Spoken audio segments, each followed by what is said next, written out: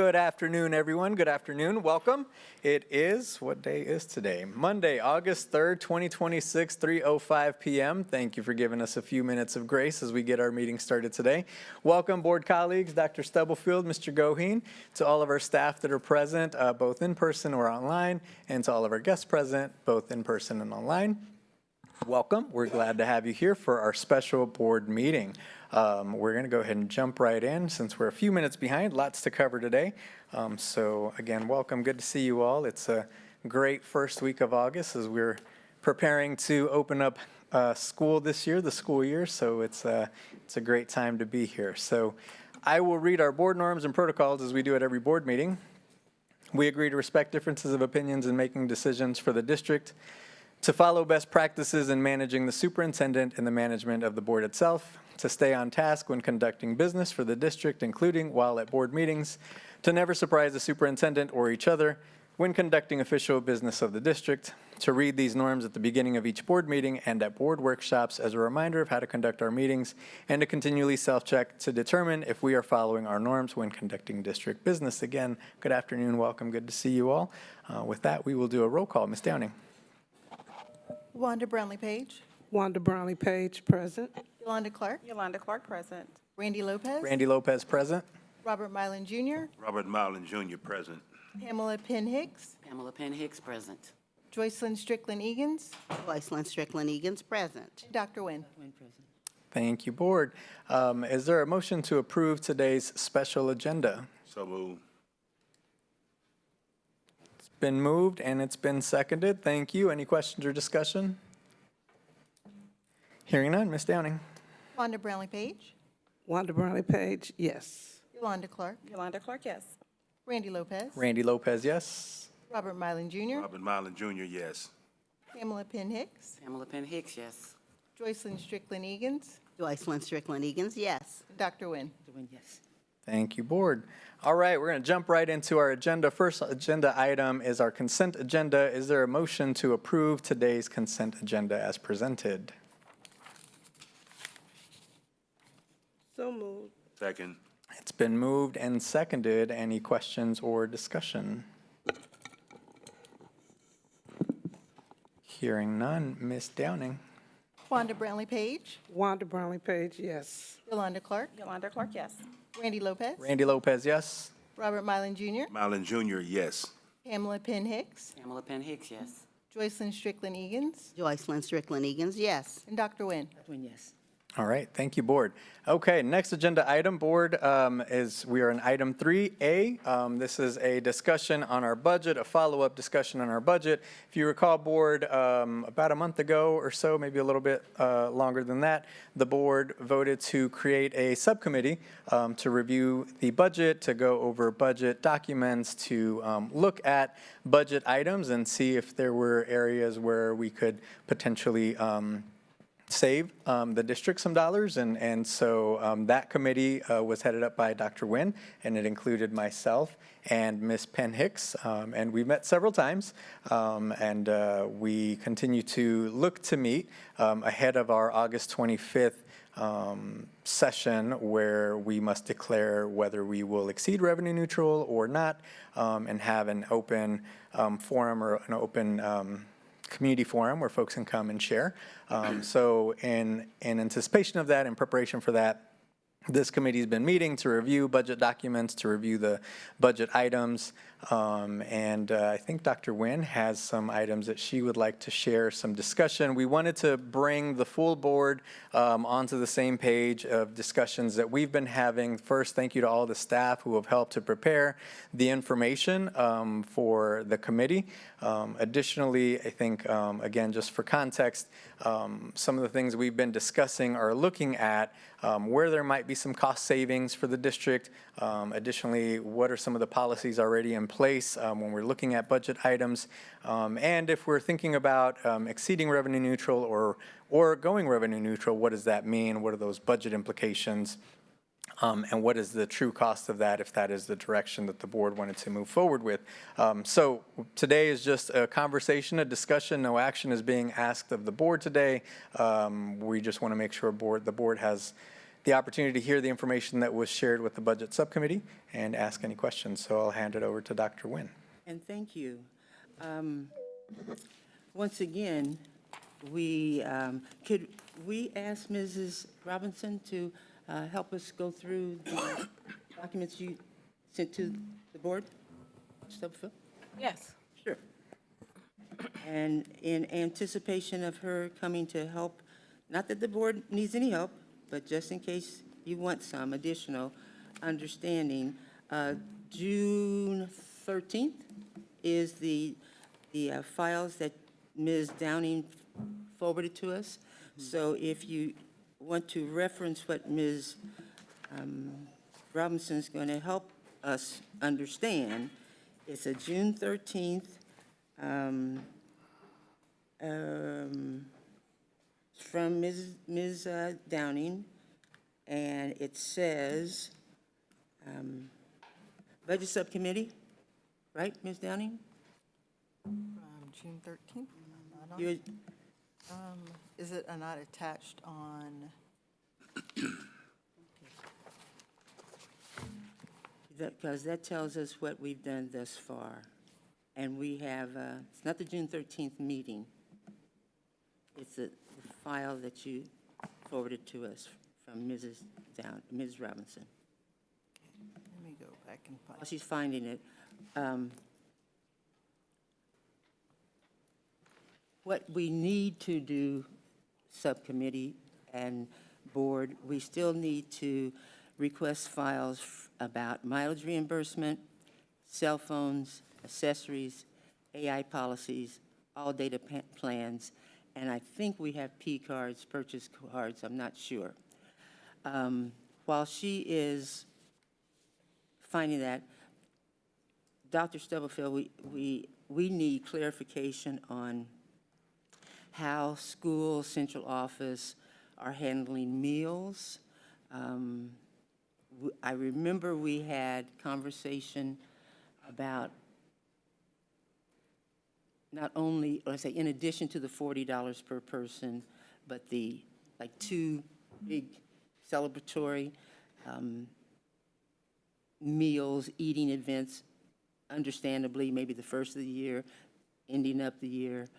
But as we go through the files for all meals that include students, committees, things like that, we would need some guidance before we would suggest policies. So we just need clarity on that. I think I mentioned the last time we were here. Yes, so regarding meals, and then I'll work backwards. One of the things that Ms. Robinson and the finance team, as they've built out the budget this year, they have, we've talked to department leaders and building principals and anyone that oversees budgets and calculated those amounts with the $40. Couple of things have occurred or will occur this week that we've made adjustments to ensure that there's no like double counting in one budget. So I think the clarification I need is what is it that the board, the committee, or the board is needing regarding What is that? the practice, other than, in addition to the $40 per person, we know that is global, that's for Right. everybody. But on top of that, or in addition to that, schools have events.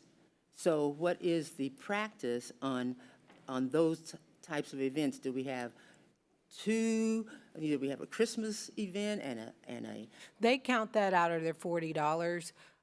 Where there may be big events that include like family, staff, and community, they typically will just buy enough for whomever, but that is out of a different budget, is not the $40 for like Right. staff items. is there a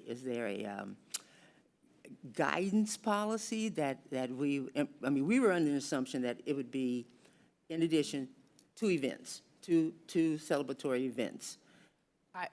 There were a couple of meetings I missed, so Well, this is over the years. No, this is over the years.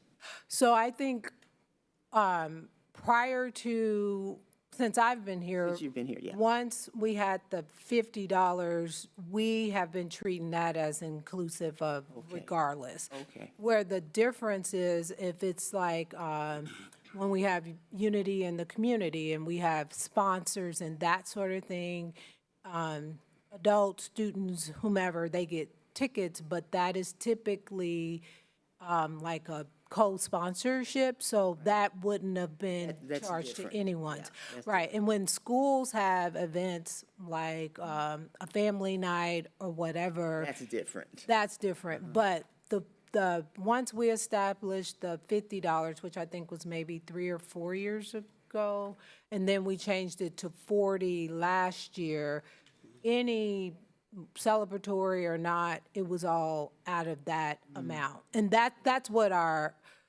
expectation and what we communicated out. Now, if somebody did something outside of that, I'm not saying it couldn't have happened, but when we communicated, all of the food should have come out of the food line.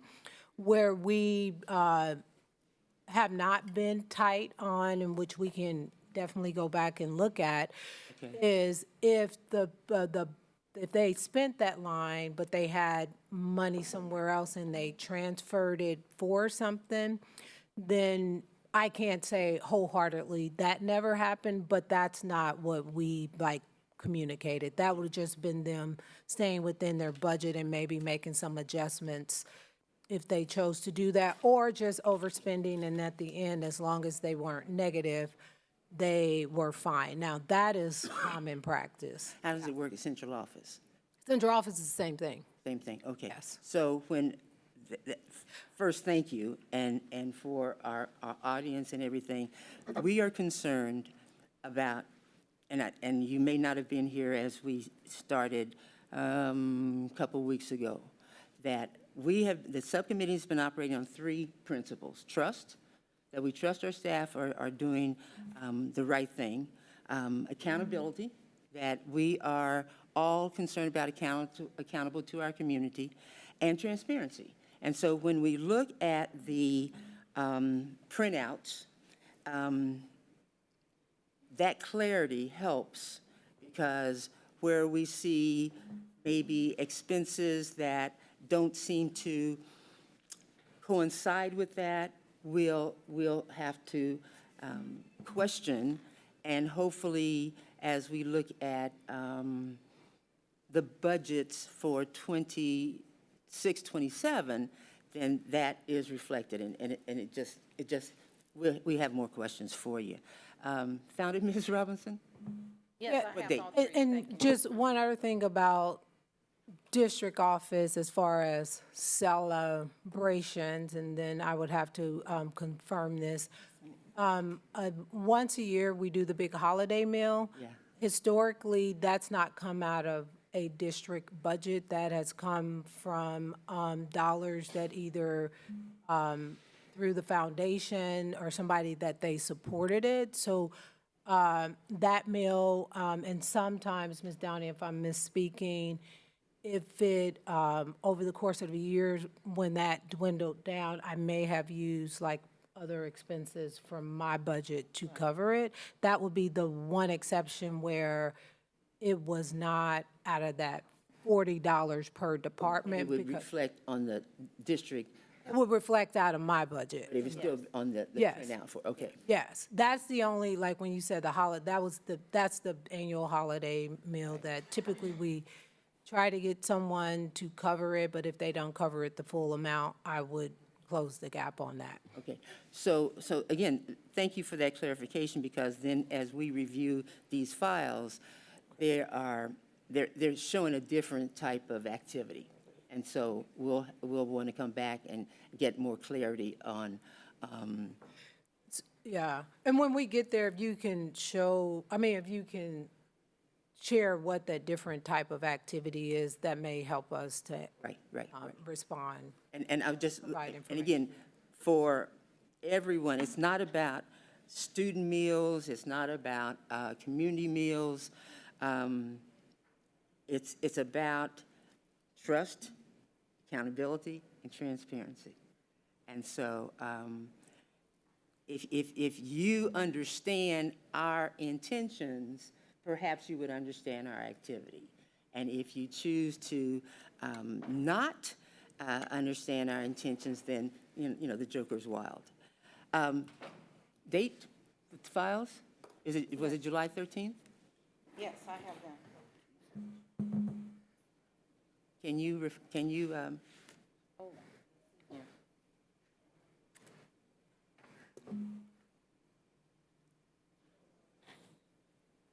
and once again, staff, And somebody from IT, she's trying to project it up there and it's not.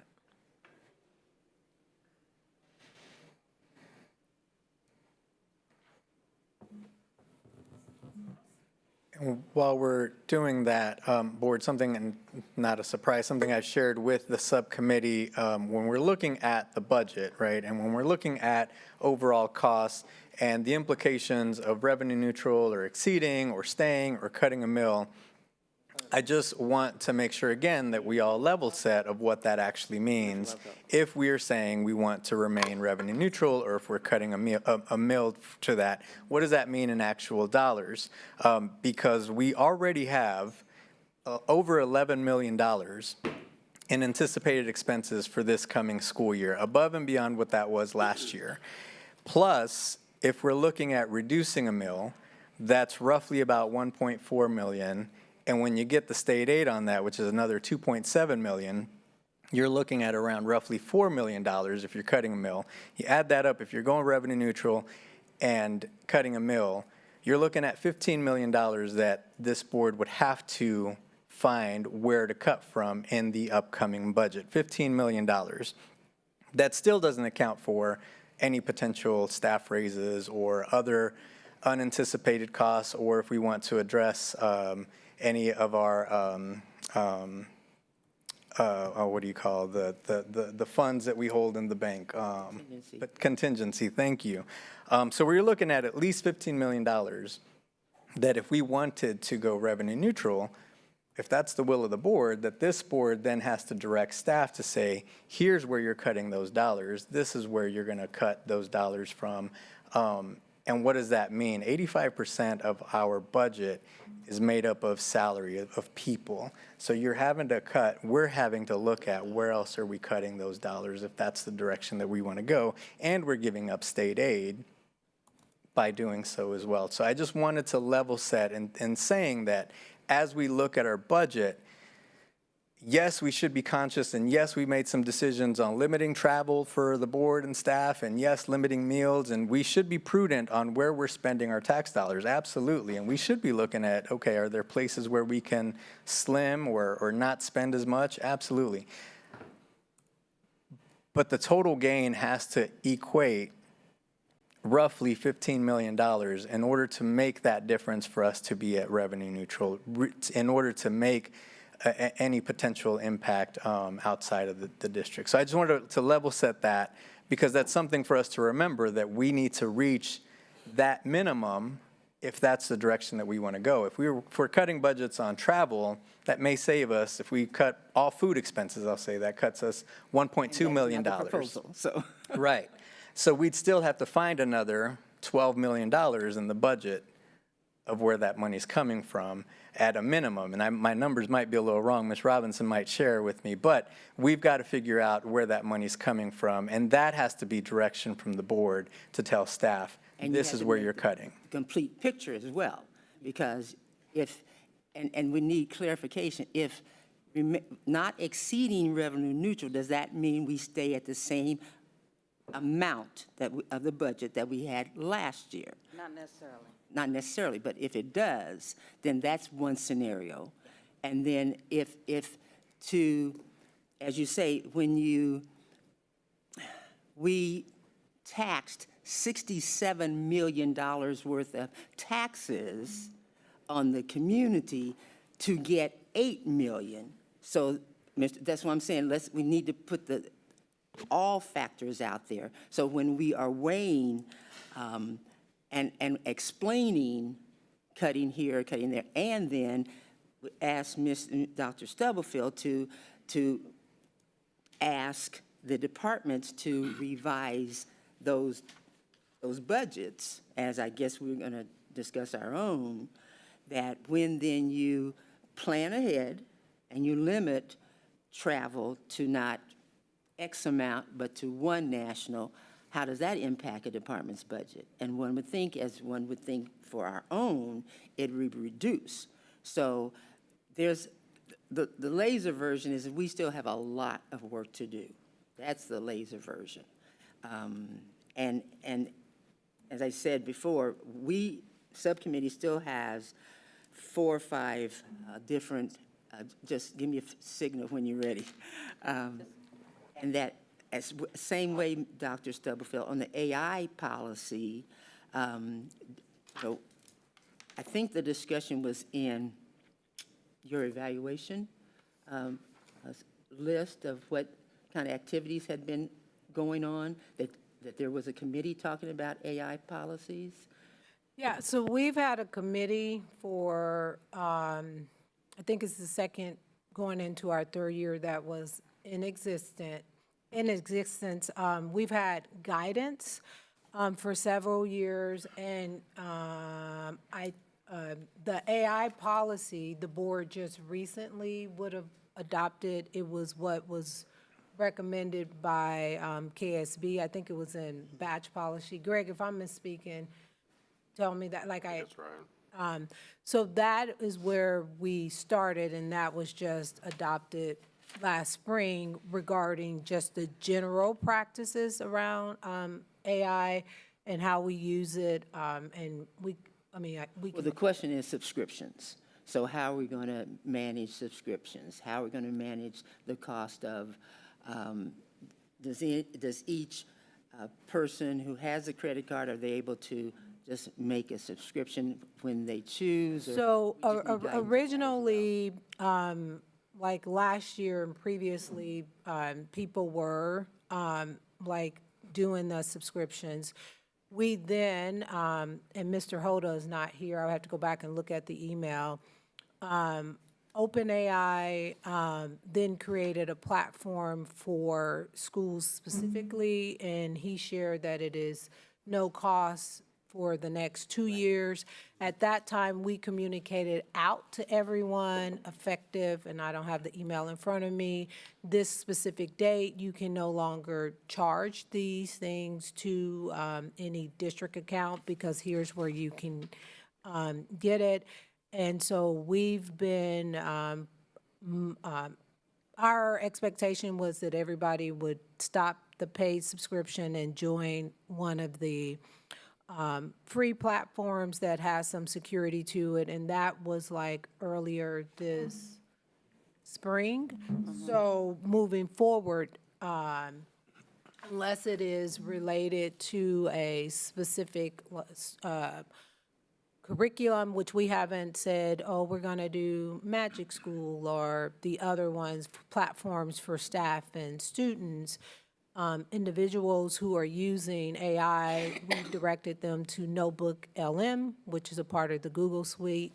The OpenAI that was sent out and shared with all staff on how to join it, and after that date, no one should be charging it, and if there were, someone would have been following up saying you can't do that.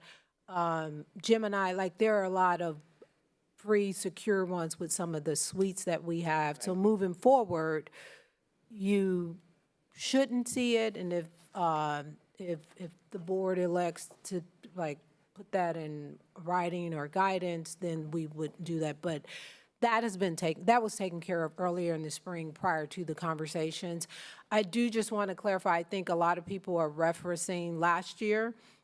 There was a request for the last 3 years of all purchase cards receipts, and it was shared. And what I've seen a lot of and gotten questions about, including from the media, which when we get to those parts, I can share publicly what we shared and share our responses.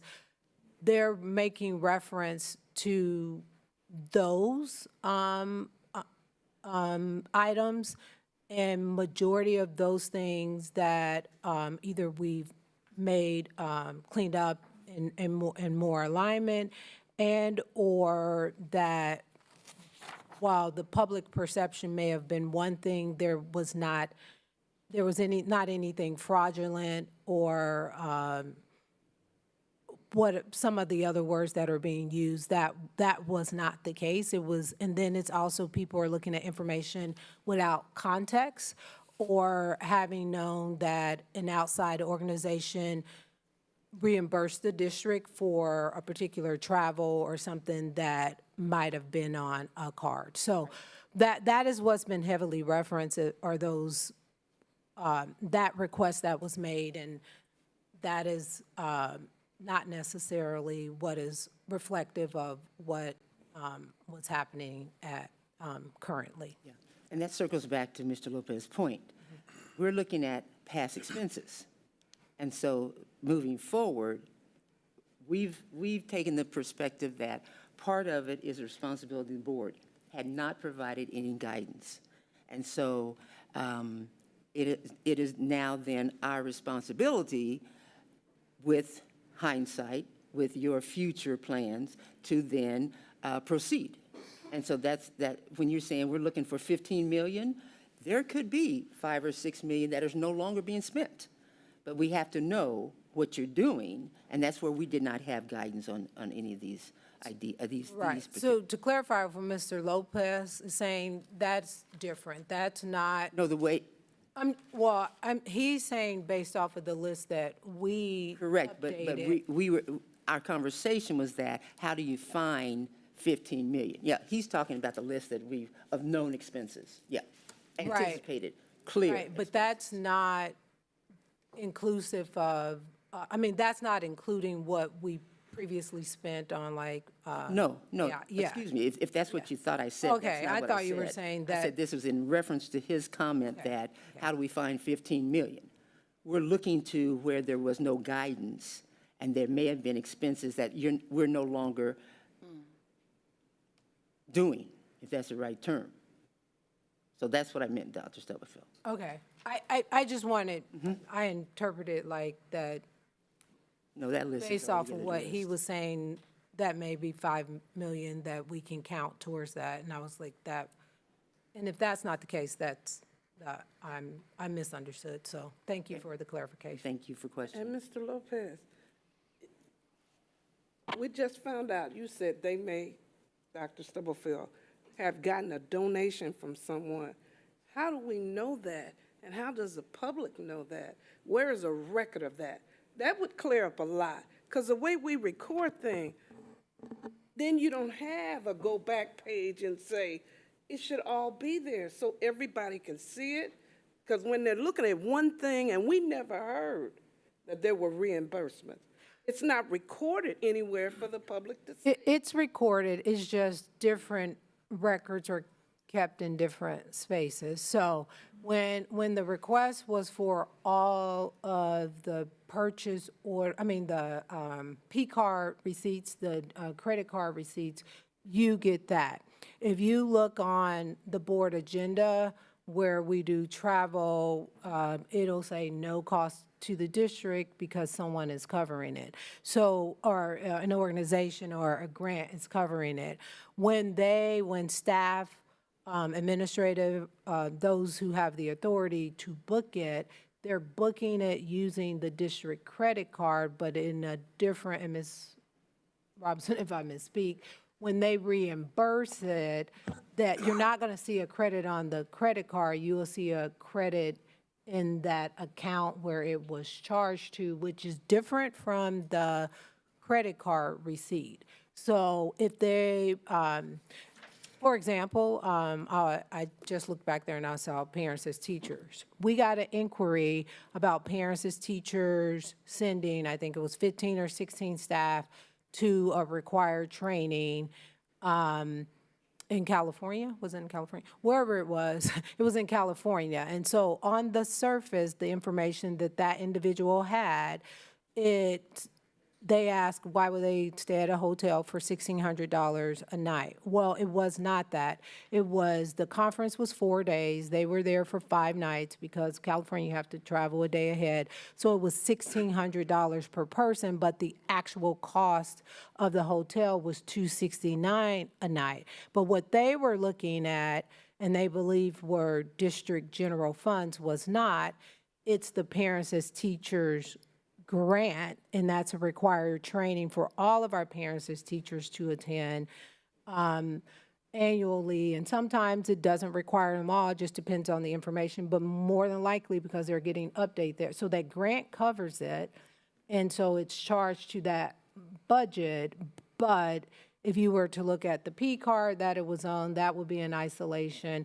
If you were just to look at the charge, that would be in isolation. But if you were to look at the board item, when it was presented, it would say in the one column. Now, originally, this wasn't always the case, but we have, based off of feedback from the board and questions, we now say grant covered, no cost to district. Historically, that hadn't happened. I think in the last year or two is where we start to explicitly put that out there.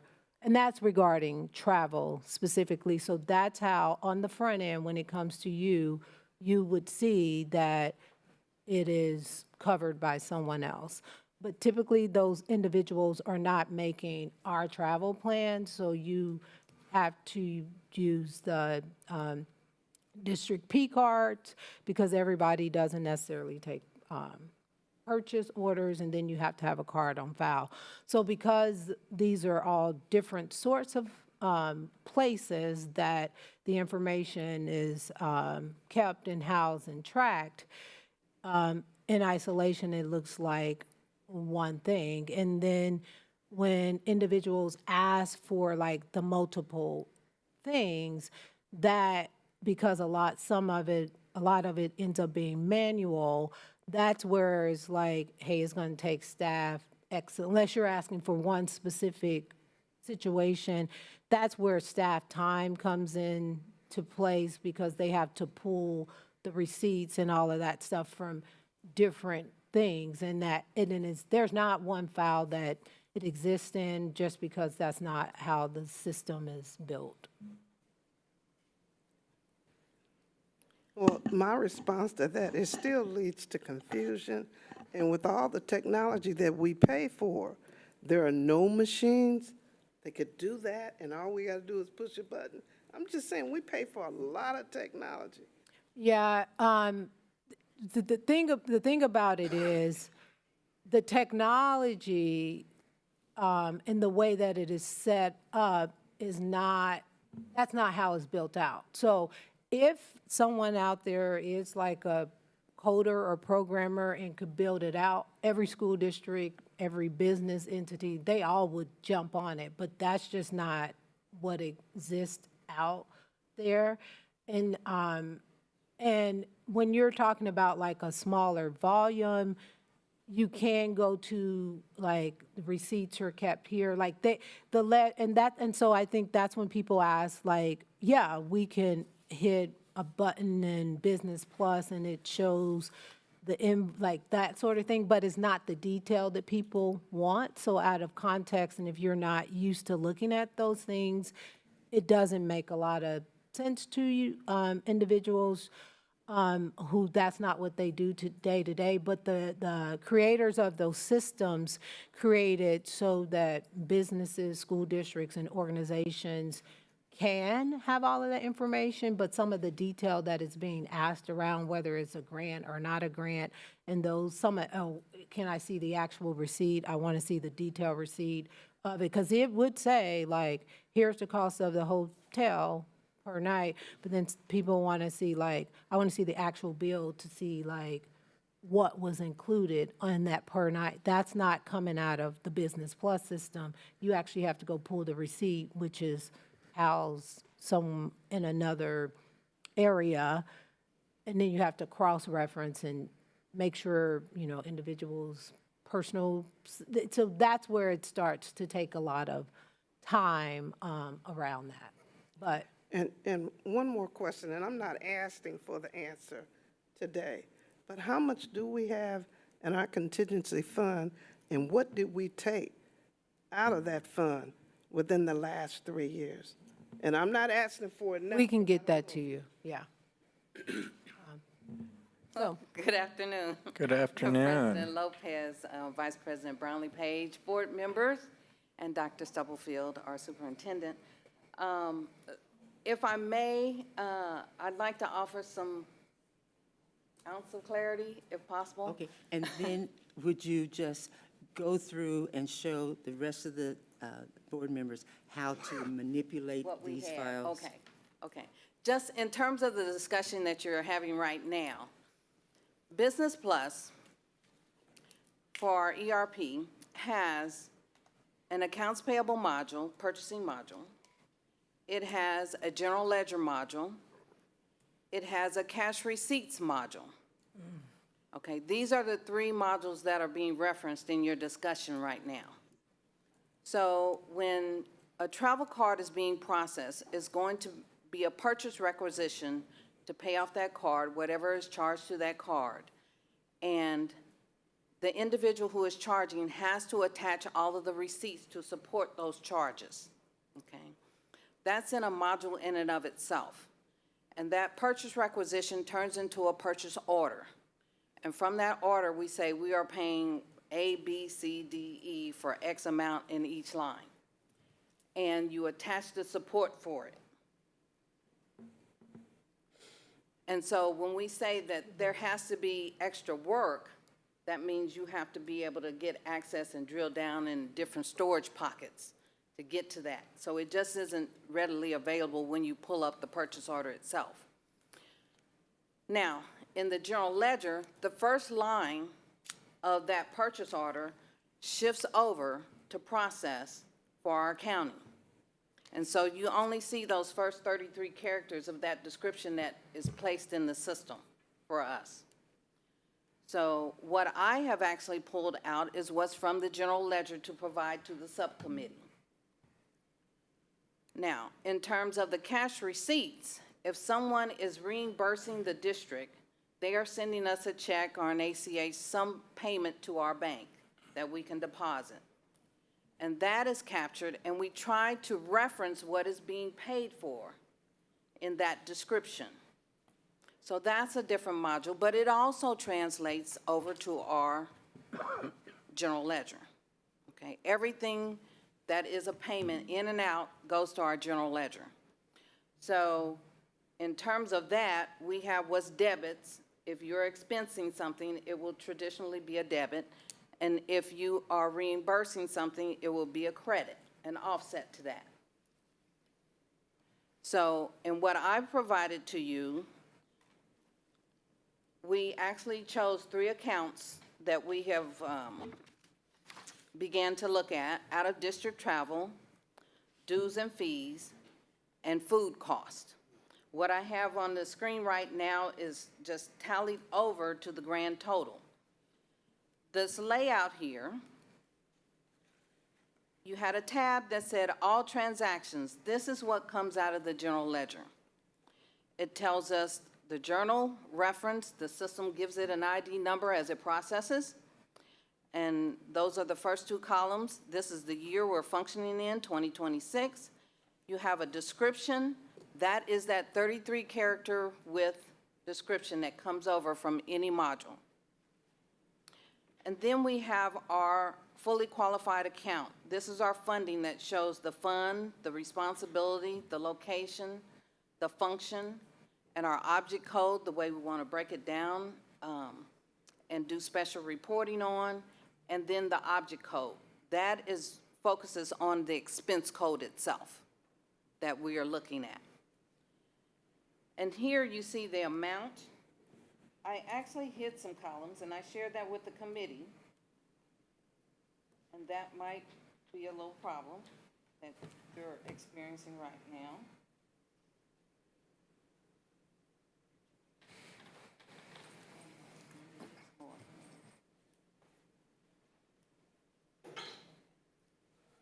So here you see a debit, a credit, and then the amount. So the amount, so you could get one impact I created that column for you. And because the debit and the credit show both positive in the system itself, because it's the nature of what it is in that particular column, that's why I gave you the amount. So in the credit, when you see the amount, if I look up top here, let me see if I can make this bigger.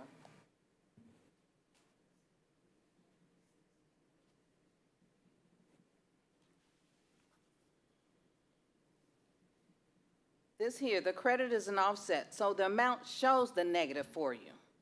I created that to help us all understand what's happening in the general ledger.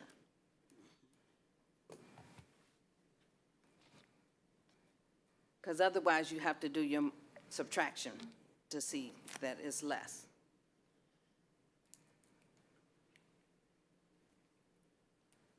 So what we've looked at in here, you see Fund 6. This particular program, Excel worksheet, actually shows every funding from whatever fund it was. There's Fund 7, federal funds. Then we go to supplemental funds. And so it shows every fund, 35. You guys asked about if a community contribution or something happens, this is where it goes. And if someone gives us a donation, say they want to support a luncheon at X school, then we create an account, and they're able to spend that money to purchase that food for that luncheon at that school, or whatever they're doing. Okay, so that's where you would see that, Ms. Page. So otherwise, they have, when we have travel situations with our students that we get reimbursed from for whatever organization they're going to visit, and we offset that in the 5 account. We directly offset that against the expense we have. But in terms of a grant and federal funding and things like that, that will show in as revenue. So if parents as teachers is operating under a grant, we'll bring in a 4 number, which is revenue, and then you'll see the pure expense under in a 5 number, okay? So that's the state system. Revenues are 4, expenses begin with 5. Okay, before you proceed, so let's just, Okay. scrolling down to Fund 35, and it'll say hotel costs for Wyandotte. H is 35, I is 90, and then you have, let's say you have a total of $2,392. How is that figured into then the total of 1.2 million? Is that deducted? Is it added? You said 35 is reimbursed.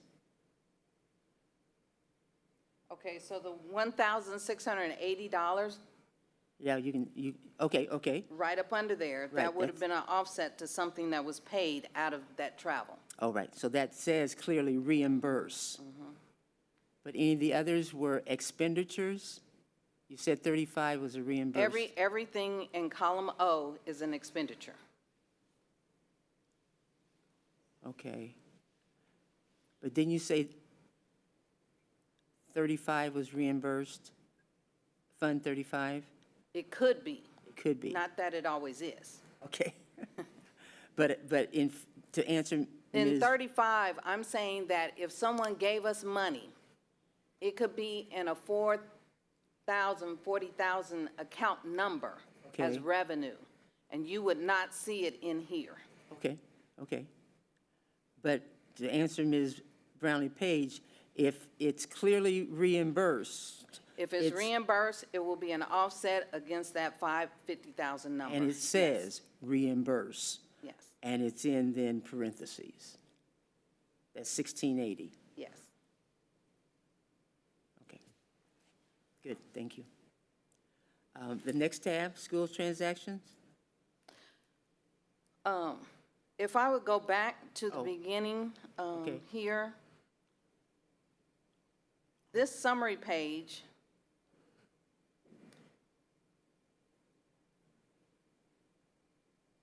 this is what the entire spreadsheet looks like. So the summary page is actually broken down by department, and at the very end, it says schools. Schools has a responsibility number of 90. So all of our schools collapse into that. So what I have done is right under there. Why is nothing showing here? I think I'm having one of your moments, Dr. Nguyen. Okay, it's all right.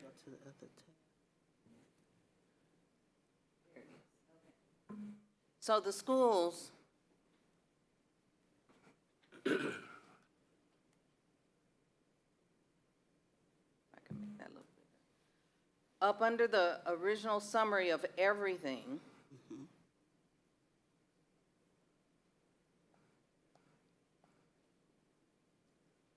if you see line 38, it says schools, 90, responsibility 90. So everything that's in that line, right up under there, I have actually given another pivot table that breaks down the information by school Okay, for all of the costs. Now, going across, every column represents a function. That is how the state allocates our budget, by function. We have to say, if it's instruction, if it's something for the classroom, that'll be 1,000. Most of our,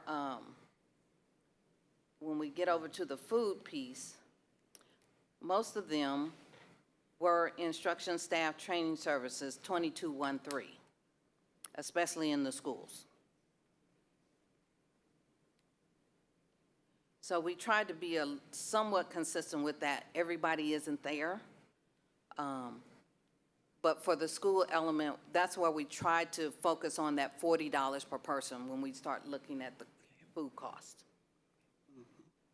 So you may see food up in 1,000. They're doing something with the students. They might be providing snacks, doing testing and things like that or something. So you will see food in other places. And you'll see food in 1199 student activity. are they duplicated? No, Okay, so the food that we'll see here is not in the food? it shouldn't be. Shouldn't be, okay. Those should be student focused funds used for food, or either some community event or something that the public is involved in coming in. And you'll see more of that when you look at the school level for student support. If they have FA day at school or whatever they're having after-school program and there's food involved, that's where you'll find those type of things. So your school transaction tab that is itemized under the school tab, Yes, the total is reflected in the out-district travel summary under schools. under schools, yes. And all of that should tie to your bottom line in the upper 90, Yes, okay? 1.25 million. Yeah. Before we go to the next one, do we have questions over this spreadsheet?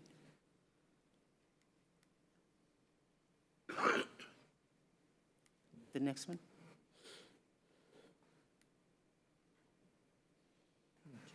Needs to say, as she's getting, this is what we do during the committee meeting. We take a deep dive into these numbers. So, and as mentioned, we have still to do mileage reimbursement, cell phone accessories, data plans, and P cards. So we still got to make those requests. Okay. I haven't made them yet. Mileage? Oh, I don't. Did we already give to it? That's okay. We'll talk about it. Next one. So, before we go, and because I don't want us to run out of time and Yes. not be on the same page about what is being requested, for mileage reimbursement, I know there was an email, but I just want clarification about specifically what are you wanting, because what, have you received any, I'm just, Haven't requested it. no, I'm saying mileage, so as we are thinking about this, we probably just need to know what is it that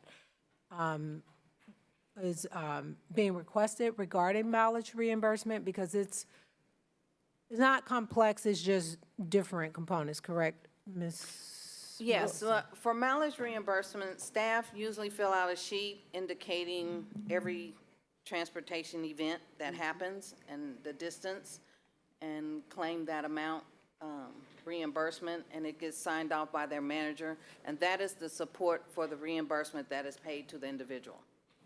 And again, clarity, what is our policy on mileage reimbursement? Is it required of your job?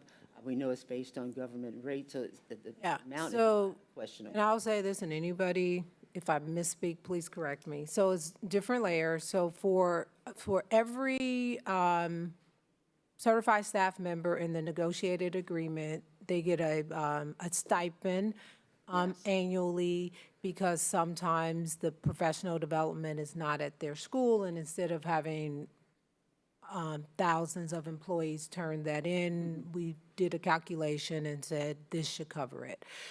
For staff who's a required part of their job, they fill out a sheet each time, and there are time boundaries when they're expected to turn it in. And there are, like, when they're traveling within the district, there are some predetermined distance calculations around that. When they're traveling outside, any staff member that's traveling outside of like district facilities, it's from your point of location. Like, say, if I'm here at central office and I have to go to a meeting in Wichita, it would be from here to Wichita, like the most direct route. That's what they would turn in. For the staff members who actually receive a stipend for mileage reimbursement, which I believe is executive directors and above, they don't turn in any mileage reimbursement for in-district travel, Greater Kansas City, all the way like to Topeka. But if it is beyond Topeka, because that's not a part of their normal, regular duties, they do submit mileage reimbursement, because the calculation to come up with that did not factor in one-offs, or some people have to go to like a Wichita or a Hutchinson or those that are further away at different times, so they do submit that. Anytime staff is traveling, they do submit either mileage reimbursement, or if they take a Uber or Lyft or whatever, they don't when they go to and from the airport. So that's like my Cliff Notes version. I may have left something out, but that's how it works regarding mileage reimbursement. Whomever the supervisor is, looks over those sheets and make sure that it is falling within the parameters of what's happening. When we have teachers or staff who work in multiple buildings, as much as we can, so for example, if you are a elementary specials teacher, we try not to have you to go back and forth on the same day, so that you are in the same building as much as possible for the full day. Now, that doesn't always work out, just depending on the schedule, but we, staff do look at that to try to minimize the number of times that people have to go back and forth in locations when we can control it. So again, clearly, we did not have that at our grasp. That criteria. So in reference of the email, when we look at it, we now will have, is that policy practice written someplace? The, how it's reimbursed is written in That's space. just format, but those, I would have to go and look and, Yeah. but I know mileage reimbursement in general, like the stipend components, those are set, but I don't, like how I just explained it, I don't know if it's all in one well, location. we didn't know. Just tell you what, to save time, laser version again, we will ask Ms. Robinson to submit always all our files that we look at to the full board. And so that's what we ask you to look over, and when then we meet as a committee and come back with policy suggestions, you'll know what we built our questions on. Just, you just want to just look at the, just walk us through if the little, where the little triangle, so that you can expand. You can dive Or deeper on, into these on the summary files. page that you have, there's 3 tabs. All transactions, schools transactions, and the summary page. And if you actually drill down, so if I go here, I'm trying to. But you have to download it first. You have to download it first. Yes, yes.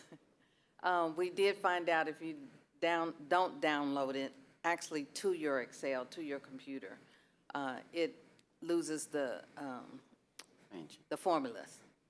So you'll see reference there. It's because the formulas no longer exist. You lose the ability to drill down. Yeah. So on that summary page, if I click on this, it will actually, there's only one transaction here.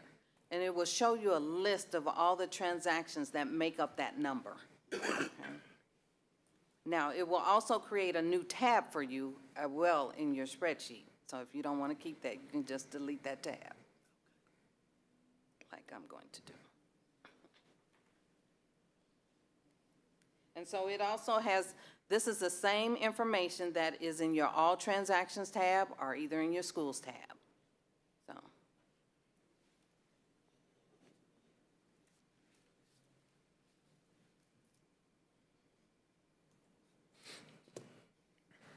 And so when we look at our food costs as well,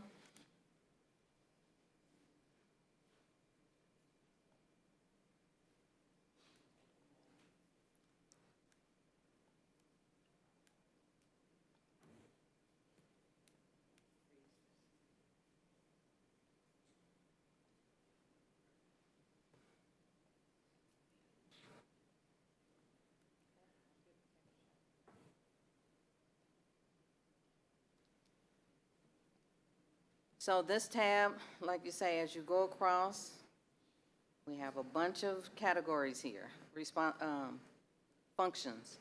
And then at the very end, you'll see the grand total for each responsibility. And for example, food costs, a total was $865,115.10. And so of that, the last line itself, responsibility 90 is your schools, and up under there, you will have the allocation for your schools.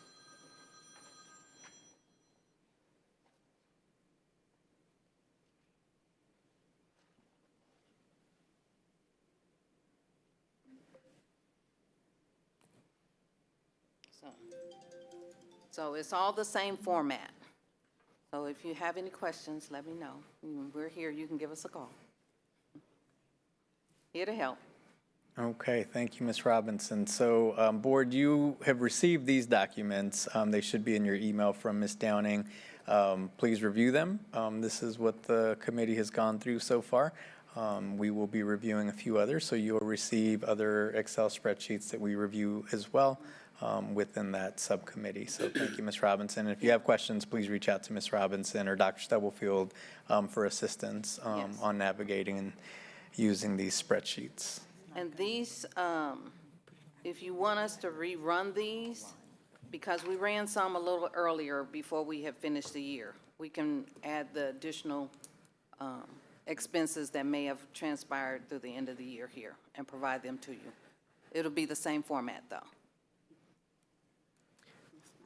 Thank you, Ms. Robinson. Any questions for Ms. Robinson on the information thus far?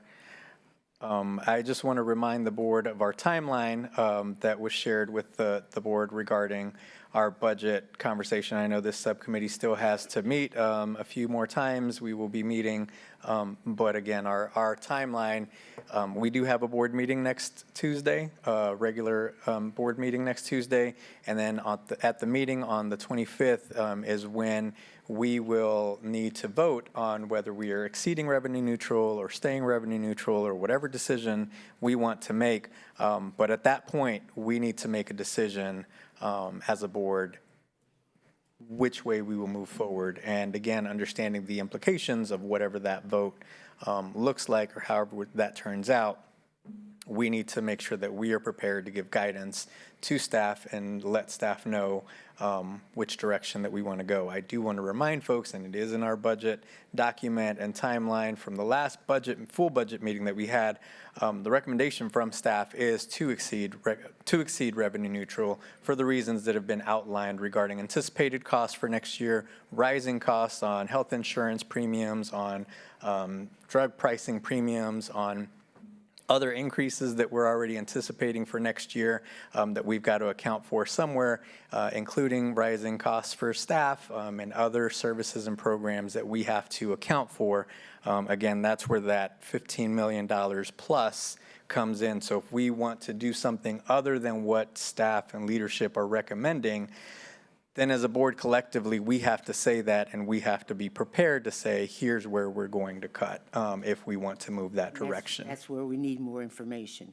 We need more information from the department budgets that have revised, hopefully downward with the one or two, not the one or two, the numerous adjustments Dr. Stubblefield has mentioned that include expenses, not need to go over them, but publicly want to thank you, Ms. Robinson, all the time, because you've been more than willing to, if we ask for X, you'll give us X and the context of X and Y. But we do need clarity on if we can reduce a number, not a full number, portion of a half a meal, what's that implication? So we need a lot more information before we're able to make that decision with full knowledge of everything happening. So, Dr. Stubblefield, do you understand, the ask of revised departmental budgets with the, because we still have, how many department budgets we have not received? Well, some. You told us that we. Yeah, I believe we received access to all department budgets. Yeah, and some of them were just not balanced, Balanced. and they will, And we're addressing that now. yeah, When do we get the balanced ones? this Do week. we get them? Before- Okay. You will. For your next Just for clarity, when you see those budgets this week, it will have, we had already reduced travel. Let me find my information. You reduced travel since we made the, We reduced travel before the, we reduced every department. I'm separating schools. Every department, just based off of anticipated increases, had to reduce their budget by 2%. okay? Majority of the departments, when they were making the adjustments, reduced travel. And so there was, and I don't want to misspeak, so I will share the actual number that, okay. So every department, before the, what the board shared about one national and two regional, with the exception of those that are required or mandated, had already reduced their, majority of them did. And the initial decrease across the departments was $49,312.78. Based off of the feedback that we got back from you all at the last subcommittee meeting when you were asking for an estimation of savings based off of limiting it because it varies for each department. We looked at the budgets and then went back and specifically in travel, reduced it by an additional 10%. And that yielded an additional $14,450.44. So the total decrease in the travel budget that you would see when we update the budgets would have been $63,763.22. And we did that for every budget, and so we've communicated that out. This morning, we had extended cabinet, so we shared it with executive directors, and they'll share it with their department leaders, and we made the adjustments for them so they don't have to do anything with it, and we also did it in the board's budget, correct? In the board's budget as well. on the sheet that we have, so I don't know if it's on the sheet that you have, Randy. But when we did it for the overall budget, and we can share that number. So that is So what, we'll get a copy of that, then that. when you look at when you see the new budgets. Okay, So we get that just, this week. yeah. Okay. So just for context, last year's 25-26 out-of-district travel fund for, out of '06 was $234,317.10. So out-of-district travel that we, with that reduction, is now $185,004.32. So that is the adjustment that we had already made, and depending on the budget or the department's budget or whomever, it just looks different, because if it's a department of 2 people versus a department of 15 people, whatever was allocated in travel would have been reduced. In the previous year, every department budget was reduced in both travel and food as well, before these larger discussions. So that has been something, like, as cost has gone up and different things have come about, that was happening for departments to balance their budgets. Those were the places that they were looking, because there are some places, and I mean, although while we have reduced, reorganized and realigned, and there has been staff reductions, there are some places that it's difficult to reduce because of the contracts or the things that are required in order for us to function, so.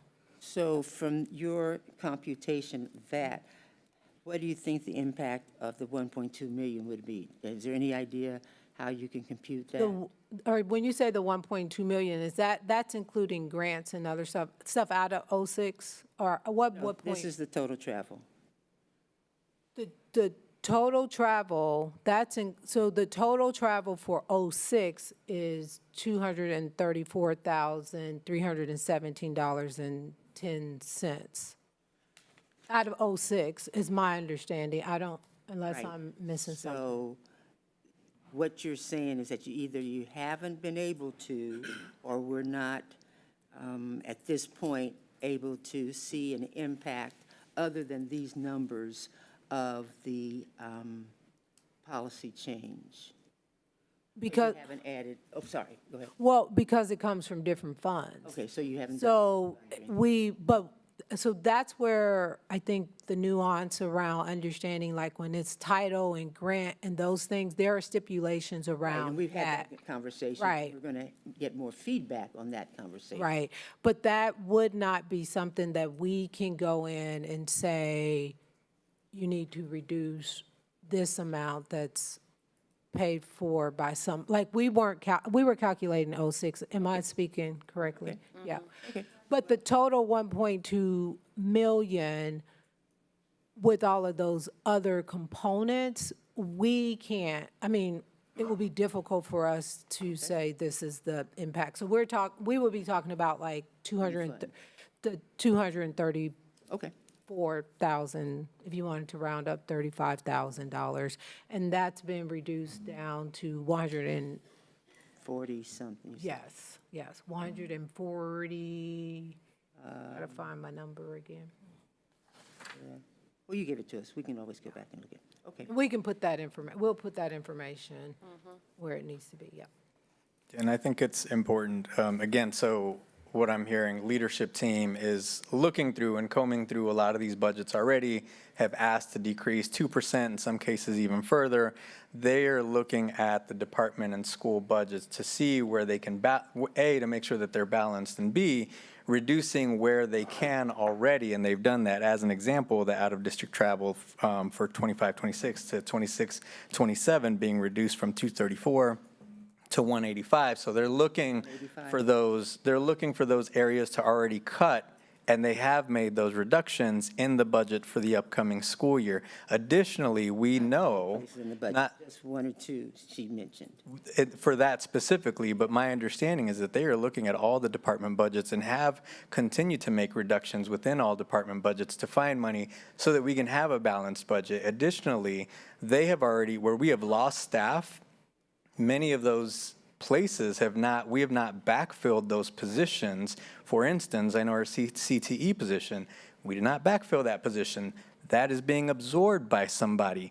Our Work with Our Faces program, that position is being absorbed by somebody. Remember, we're not So- looking at positions. We're not looking. But in reality, we are, because by cutting the budget and by looking at where we can decrease, we are in essence not backfilling people's jobs. So I just want to make sure that we're all understanding that when we say we're reducing budgets and not backfilling positions, those were people in those positions that are now no longer employed, that are now no longer doing that job. So we are, and leadership has already had to. Committee is not looking at that. No. So the subcommittee. That's very clear. The subcommittee is not looking at that, but in reality, when you look at the totality of the budget, when we're asking departments and schools to cut their budgets, they're looking for where to do that, and in many cases, No. it's when someone leaves, we're deciding intentionally not to backfill those positions and redirect those dollars, those salary dollars,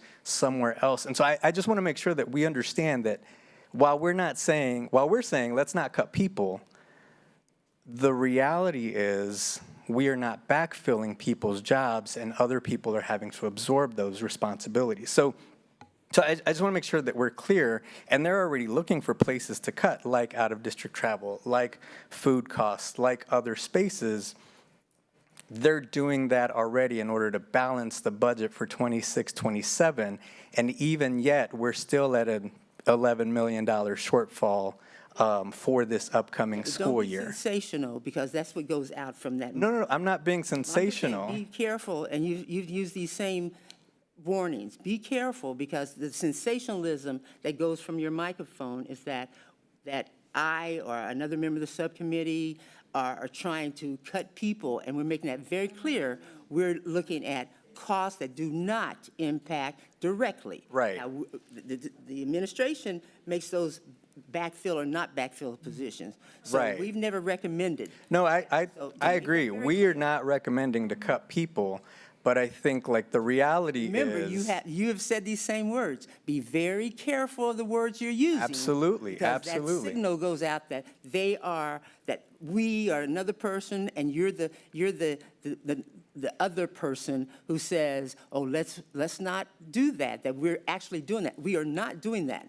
So let's make that very clear. Yeah, I'm saying that the board is asked not to cut people, And we have never asked to cut people. and we are looking at other spaces where we can save dollars. But when 85% of your budget is people, then we've got to also look When you at cut where out can we state, cut. You're not impacting a person. Right. So I'm just saying the reality is like and all I was trying to say is that staff, Ms. Robinson and her team, are looking at those departments, are looking at those budget line items to see where there are some cost savings with directives from the board, right? We said one national conference, we're limiting travel, they're cutting that. And they're We're very- saying $40 a person for food for the year, they're doing that. And so I think that's the directive that we have to continue to give, if that's the directive we want. And we still have to find those $15 million plus. We haven't even talked about raises. Correct. So We have work to do. we've got work to do, absolutely. And so we're saying we don't want to cut people. I think the board is clear that we don't want to cut people. But we've got to make some decisions on how we move forward. That's all I'm saying. May I speak about that? Yes, Ms. As Another Penn-Hicks. member of the subcommittee, I just want to share that for a few years, I sat where you all are sitting right now and listened to the budget conversations and was trying to figure out the information that we need for the board to make a good decision. And I heard board members request for that information, and we are now in that process. Let me expand that conversation. This goes beyond just the 85% of the budget that is directly associated with staff. We have other areas that we need to look at. Right now, we started with this skimming the surface with this information about food and fees and dues and all of that.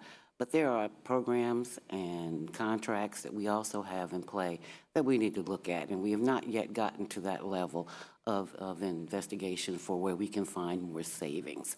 So I just want the community to be patient with us as we do the deep dive into the numbers and into finding where we can find savings that will help to alleviate some of the pain that the community has been expressing when it comes to their taxes, as well as making sure that we cover our staff needs and our student needs. And as we do that process, it's going to look a little, wonky because we're getting into the numbers. But that information is valuable for the board to know just exactly how we are spending the dollars that are entrusted to us. So that comes back to our original motivation for doing this subcommittee, which was to provide transparency, accountability, and to let people know exactly how dollars are being spent and make sure that we are covering the resources that we say we want in order to provide the education for our children. So that's our main focus, and I just want people to understand that even though we have a time constraint, that from here on out, I hope that we will take the time earlier in the year to start providing this information so that the board can make quality decisions about our budgets. Thank you, Ms. Penn-Hicks. Okay, if there are no other questions, thank you, Ms. Robinson. Thank you. Thank you, Ms. Robinson. All right. So, and I don't have I just want to make sure we have the right information. So mileage reimbursement, the revised department budget, cell phones, accessories, et Data cetera. plans. And what was the other one? Data plans, Data plans. and help us understand the implication of the decision about free AI, subscription AI, how students, not students. Implications of that.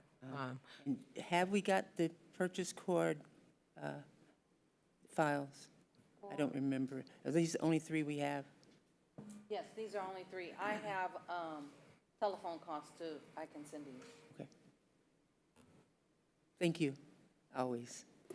Thank you. Okay, if there are no other questions, again, board anticipates some additional Excel spreadsheets coming from Ms. Robinson or Ms. Downing as the subcommittee continues to review those in the coming weeks. All right, next agenda item, board 3B. At the last board meeting, there was a conversation regarding conflict of interest, in particular, potential conflict of interest between myself and Ms. Clark and the vote for the presidency for the board. There was conversation, not all board members were present for the conversation, so I was asked to have this conversation when all board members could be present to discuss. There was a clarification from Mr. Goheen regarding his opinion on whether there was a conflict of interest between myself and Ms. Clark and whether the vote was appropriate or not. Mr. Goheen did share his opinion around there not being a conflict. I'm summarizing, but there was further back and forth, and so I was asked to add this back to the agenda today to discuss a potential conflict of interest. And there was direction or request to Mr. Goheen to seek an opinion or a couple of opinions. So maybe we can start there. Mr. Goheen, if you could share what you did go on and request and what opinions came back regarding the potential conflict, and if we could just have a conversation on that. Thank you. Sure. And so to start with, following the meeting, I understood, or at the meeting, which I think was last Monday, was it the 27th? I think it was the 27th. I left the meeting with the instruction to reach out to Kansas Association of School Board Attorneys, as well as the Kansas Public Disclosure Commission, to seek guidance and an opinion from them regarding some of the issues we had discussed at the meeting regarding conflict of interest. So the following day, I sent email communications both to KASB and also to the Kansas Public Disclosure Commission, outlining some of the factual information as I understood it from the meetings and the requests, and inquired as to seeking guidance or opinions from both entities and with respect to that. I've did get a substantive response back from KSB, which I'll just go ahead and read what I got back from them, and then I can forward the actual opinion or whatever to the full board. With respect to the Kansas Public Disclosure Commission, I got a response back from them seeking clarification, and the clarification they requested is, are we seeking a formal advisory opinion from the commission on this matter, or are we simply seeking guidance from our office in the form of an email response? You mentioned the option for both in your request, and I did do that to try to determine what information they would provide. And they said, please be advised that a formal advisory opinion must be approved by the commission. It might take several months for a response. I did not say that to deter you in any way from seeking a formal opinion, but simply to make you aware of the timeline in the event that the request is time sensitive. So I felt inappropriate for me to determine whether we wanted a formal advisory opinion or whether we wanted simple informal guidance from the Kansas Public Disclosure Commission. So I am bringing that back to the board for direction on which or both, or how you want me to proceed with that particular entity. And so once I have that direction, I'll respond to them and we'll get whatever they provide for us with regard to that. And I provided essentially the same email questions and information to both entities. With respect to KSB, the response I received back, and after some factual information, the question I posed several questions to both entities. One question I posed was, do you consider Ms. Clark's notification of a potential conflict to the board clerk and subsequent removal of herself from the meeting prior to any substantive discussion or vote sufficient to comply with applicable law? And are you aware of any legal requirement that a board member publicly disclose why the board member leaves a board meeting temporarily for during the duration of the meeting? Response back I got on those two questions was as follows. First, I'm not aware there is a legal conflict unless the board member owns a substantial interest in the bank or is in a position to obligate the bank when entering into the contract with the district. One can suggest that the optics create a presumed conflict even where there is no legal conflict. However, regardless of whether she had a legal or presumed conflict, the board member left the meeting and did not participate in the vote. She declared a conflict or possible conflict and recused herself, so there's not a legal issue. If she does not meet the ownership requirements and has filed a disclosure statement, she has complied as well. I'm aware of no law that requires a board member to state why they are leaving a meeting, but in this case, as you have described it, she did disclose why she left. I do not think that there was a violation, or there was any violation of the law. I'm not familiar with their policies or board governance document, if they have one, with respect to whether or how she was to address her need to leave the meeting. The second question I asked or sought guidance on was whether any potential conflict of interest that caused her to recuse herself from the prior vote would also have required her to recuse herself from voting on board officers, including the office of president. The response I got back there was, I agree that Ms. Clark would not be precluded from voting on board officers, including the office of president. The two items are not related, so the recusal from voting for the selection of the bank had nothing to do with the election of officers, including the president. The next question was, do you have an opinion on whether the recusal by Ms. Clark from the vote on the resolution, including the designated depositories, required her to recuse herself from any other vote, in particular a vote on the election of a board office during the same meeting? No, her recusal regarding the choice of banks does not require her to recuse herself from the vote on officers, including president. And then skipping down, the next opinion they responded back on was a discussion about the organization, the nonprofit organizations, with Mr. Lopez serving as an employee of the Wyandotte Health Foundation, and whether or not that foreclosed any vote or created a conflict for Ms. Clark. It says, I agree Mr. Lopez has a substantial interest in the Wyandotte Health Foundation because his income exceeds the threshold. Since the Wyandotte Health Foundation provides grants to USD 500, he should file a substantial interest disclosure. One can make an argument that he should recuse himself regarding any vote related to the grants from the foundation. However, KSA 754305 only requires the officer to file the disclosure before acting in any manner which will affect any business in which the officer has a substantial interest. The statute does not require recusal, although that would be the best practice. I do not think that Ms. Clark has a substantial interest in Village Initiative because her father is employed with Village Initiative. KSA 754301A defines substantial interest as it relates to the individual, Ms. Clark in this case, and the individual's spouse, but not one's father. Do you have an opinion? The next question I asked was, do you have an opinion under these facts as to whether a substantial interest under KSA 754301A existed that would have required Ms. Clark to recuse herself or abstain from voting on officers of the board, to include a vote on the president, or whether the election of officers by a Board of Education constitutes participation in the making of a contract under 754304. The answer I received was no, I do not think she has a substantial interest based on KSA 754301A, and I do not think she is precluded from voting on the officers, including the president, based upon KSA 754304.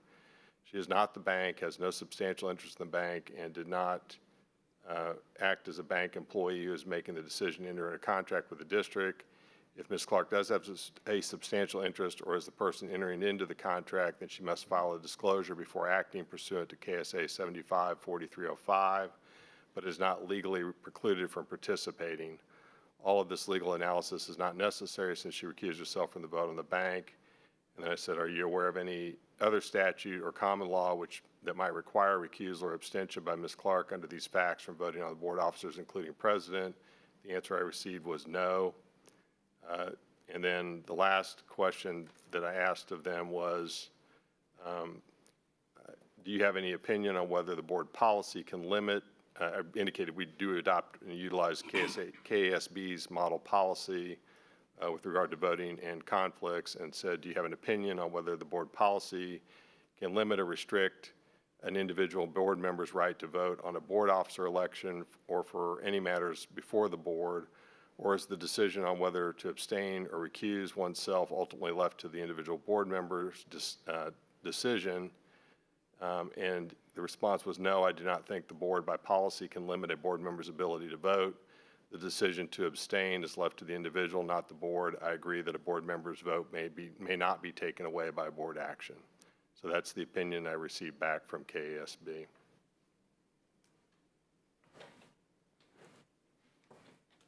Thank you, Mr. Goheen. Any questions for Mr. Goheen on the opinions received? Mr. Goheen, in our handbook, we have a policy. It seems to differ from what you just provided. And also in our norms, we say no surprises. We're getting surprised. Now, either we don't have a surprise or we do. And if you say something, sometimes people get upset. I think if it were me, it would play the same thing. So looking at our handbook and what we have as a policy, there's a conflict. That needs to be cleared up. I know what you just said, but do you see the conflict? You got a handbook saying one thing, and then you bring us this. So it all needs to be cleared. Either we take that out of the handbook, restate whatever the new policy is, and even in the norms, you cannot say no surprises. We won't surprise each other, because I thought they were both sick. I just see people getting up, walking out. You don't know what's going on. To be fair, Ms. Page, we have board members who leave the table on regular occasions that don't say why they're leaving the table. I just want to. But if a person leaves 3 times in a row, we're trying to figure out what's going on. I'm concerned. I don't want the person to be sick. And I'm not trying to be petty. I understand. I just like some clearness on this. I understand, but we have a couple different things going on from that particular meeting as it related to Ms. Clark. The first time, she did advise the board clerk as to why she was leaving and was recusing herself. The board clerk communicated that to the board president, who did clearly state on the record, you can hear it in the video, that he said, yeah, you can hear it on the video. He says, we need a new second because Ms. Clark has a conflict. He says that.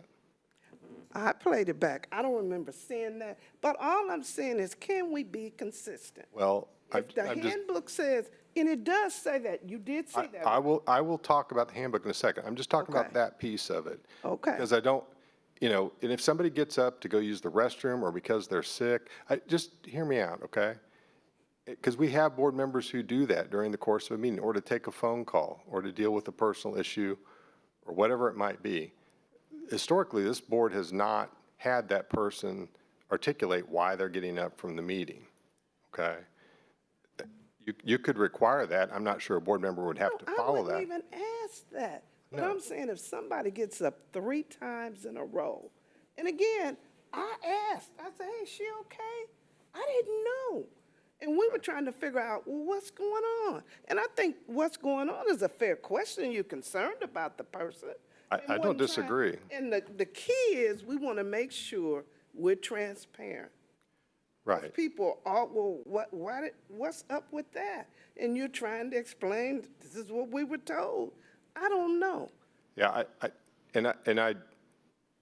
I'm not trying to defend any position up here. I just think it needs to be across the board. When you guys are articulating the conflicts, I think I've been very clear on this. Each board member has to decide whether they have their conflict or not. Anytime anybody's asked me that question, that's been the advice that I've given. So yes, you're correct that within the board handbook, which is separate from any statutory obligation or requirement that might exist out there, the handbook does state that, let's see, if a member has reason to believe or expect a direct monetary gain or suffer a direct monetary loss or gain for family or other personal or professional interests, the member should remove herself from any engagement in the discussion or the decision-making. Keep reading. It says board members are expected to identify whenever they have a personal professional interest in an issue that might compromise or call their judgment into question. In all their actions and statements, board members are asked to be beyond reproach. That's what it says. Okay, but all but- I'm asking no, is, okay. can we get some, you said what the other two said, one is still waiting. Then we have a policy. We need to be clear. That's all I'm asking. So the policy, although it articulates a slightly different situation than the statute that you were asking about says, the policy still comes down to the individual board member deciding whether they have a conflict or not. That can't be decided by the other board members at the table. Each board member has got to decide whether they have a conflict and make the decision on whether or not they feel that they should abstain or recuse themselves from a vote. So that's not something we can force on them. I hear what you're saying. I'd like to see all that in writing in the handbook. Because again, when you say no surprises, and we think, okay, well, I thought they had, how is this going on? That's all I want is clarity, and I want us to make sure that we're transparent. Sure. And we're doing what we're supposed to do. We represent the people. Some of the people are concerned about that. That's all, and I'm not trying to be petty that Sure. if you go to the restroom, oh, Mr. Goheen went to the restroom. I'm not saying that. Just want to do it. Is it so wrong to say decent and in order? That's all I'm asking for. Yeah. I think it should be. I have a question, so what should be? I think you guys should be transparent about your decision-making, and I think you should be transparent about when conflicts exist or occur and when you're making decisions on it. I think board members should exercise sound discretion to recuse themselves or not take action if they feel or perceive there's a conflict in place. I don't know, as even Ms. Page suggests, that you have to announce every time you have to use the restroom if you're leaving the table. I know that's not what you meant, right? I know you didn't. I know you I didn't. didn't say that. I know. Okay. I'm just giving you a little bit of a hard time. I do understand that totally. But I think that's a board dynamic that you have to be professional about and be ethical about when you're making your decision-making processes. And as I've also indicated to the board, that if the board perceives there to have been a vote that's improper or that there's a conflict on, those votes can be challenged, but they can be challenged only under limited circumstances, and those are usually either by the district attorney, the the Attorney General or ultimately by the public as a recall or something along those lines. But from the board's actual perspective, you can't do anything to prevent somebody from voting on a topic, even if you think they have a conflict. And if you determine that they did do something that was out of line or inappropriate, you're really limited to a couple of things. One is a censure, public censure, which the board would have to vote on. If the board member is an officer of the board and the rest of the board believes or perceives there to have been a conflict or a issue or concern, the board could vote to remove that individual from office and elect a different officer. But those are the options that the board has. The board doesn't have much else in terms of what they can or can't do. At least that, as I understand things. Question. So my question is, we as a board, Greg, have to vote on an addendum or amendment, I won't say amendment, to add on to what is already in the handbook from what we're talking about right now, to extend reasons why we're going to recuse ourselves or leave or not vote. Yeah, I mean, if the board wants to adopt something that is beyond what is required or obligated under the law, the method or mechanism to do that would be to modify either the board policy or the board handbook, and the handbook is board policy because you got a provision in the policy book that says that. So you certainly could do those things. You know, and that's feasible to do, and it's from my understanding, it's a question of whether the board wants to do it. That's okay. That's the issue. The board wants to do it. So, it's in there now. You have to state the reason why we are excusing yourself. That's in there to not vote. Not that you're going to the restroom. We passed that. To say that you don't want to vote, or it's a conflict with you before, not involving everybody else. It's not everybody else's business, really. What it says, I think, is that the board members are expected to identify whenever they have a personal or professional interest on the issue that might compromise or call their judgment into question, is what it says. Okay. So, whether that is clear enough to say that you have to publicly state what the conflict is or why you believe you have a conflict and are leaving the table or not, I think is the question. I think that's the wording's a little ambiguous, to be honest with you. Yeah. And Mr. Miley, I would caution the board, or just, I think, whatever direction we want to take, if we're creating a policy that goes above and beyond what statutes say or what law says, that is getting into a little bit of fuzzy territory as well, us requiring more than what state statute says. So I just would say, if that's a direction the board wants to go, I think we need to have clear conversations of our why and what that is exactly and how we want to outline that. I think there are clear state statutes and law that explicitly say when someone has a conflict or has, monetary interest in an organization or a business. Mr. Goheen rattled off a bunch of numbers of different statutes that exist. So I would just say if that's something we want to visit or look at, I would just caution us on going above and beyond and overstepping what state statute has clearly defined on these matters. And I'm agreeing with what you just said. Exactly. Yeah. Well, you don't have to be in agreement because Mr. Goheen already said what's in our handbook is board policy. I'm agreeing with what he said. And I said, and that's good. No, that's good. I can agree with that, can't I? Oh, yeah, sure, because because Mr. Goheen just said what is in the I understand what he handbook. just said, Dr. Wynn, It's already but board I policy, understand what he so just we're said. not going to. But I can agree with his statement publicly if I want to. That's good. Okay, fine. Thank you Publicly, very much. I'm saying that first, and I'll repeat, both Health Foundation and Village Initiative are valuable to our community. I said that to begin with.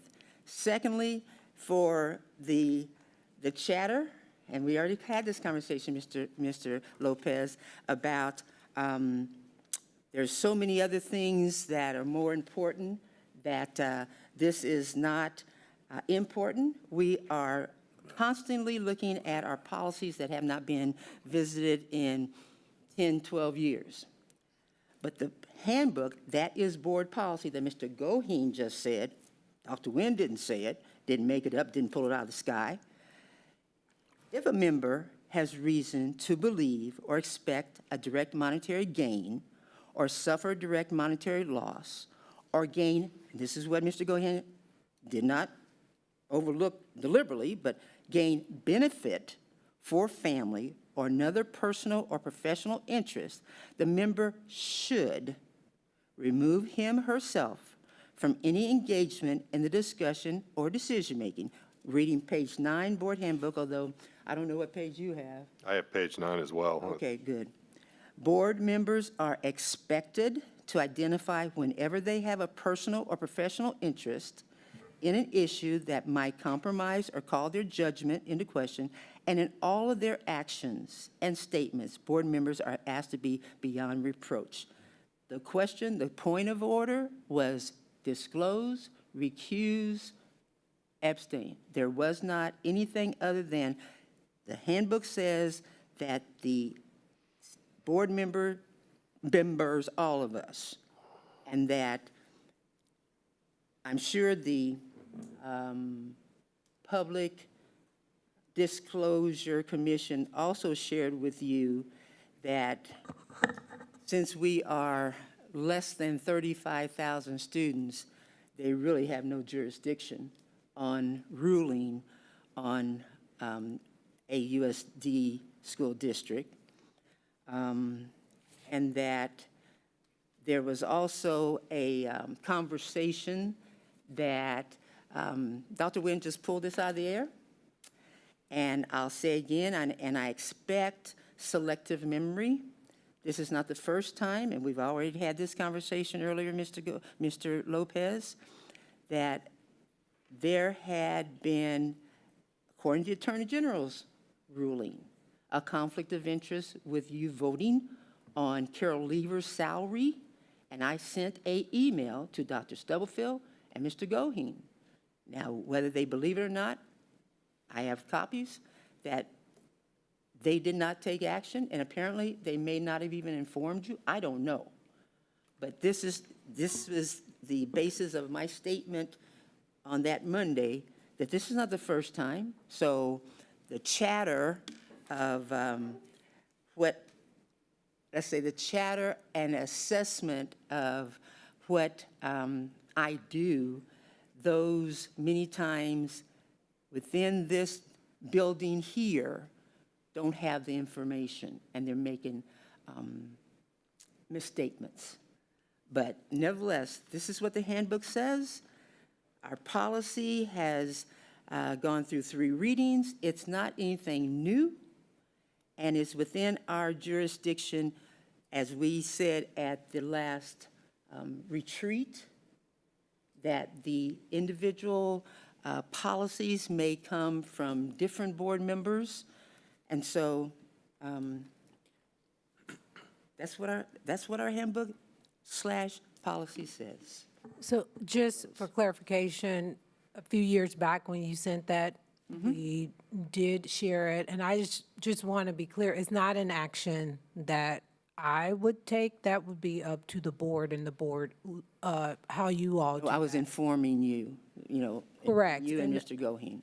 And we shared that information, but whatever happens around those things, it's not when you say we didn't take, like myself, I stand corrected. okay, like that myself or Greg would not necessarily, outside of making individuals aware because of the, whatever it says there, my hands, I can speak for me, there's not much that I can do with it if you all don't do something regarding those components. I just didn't want it to feel like it just sat with me and I didn't pass the information along. I stand corrected.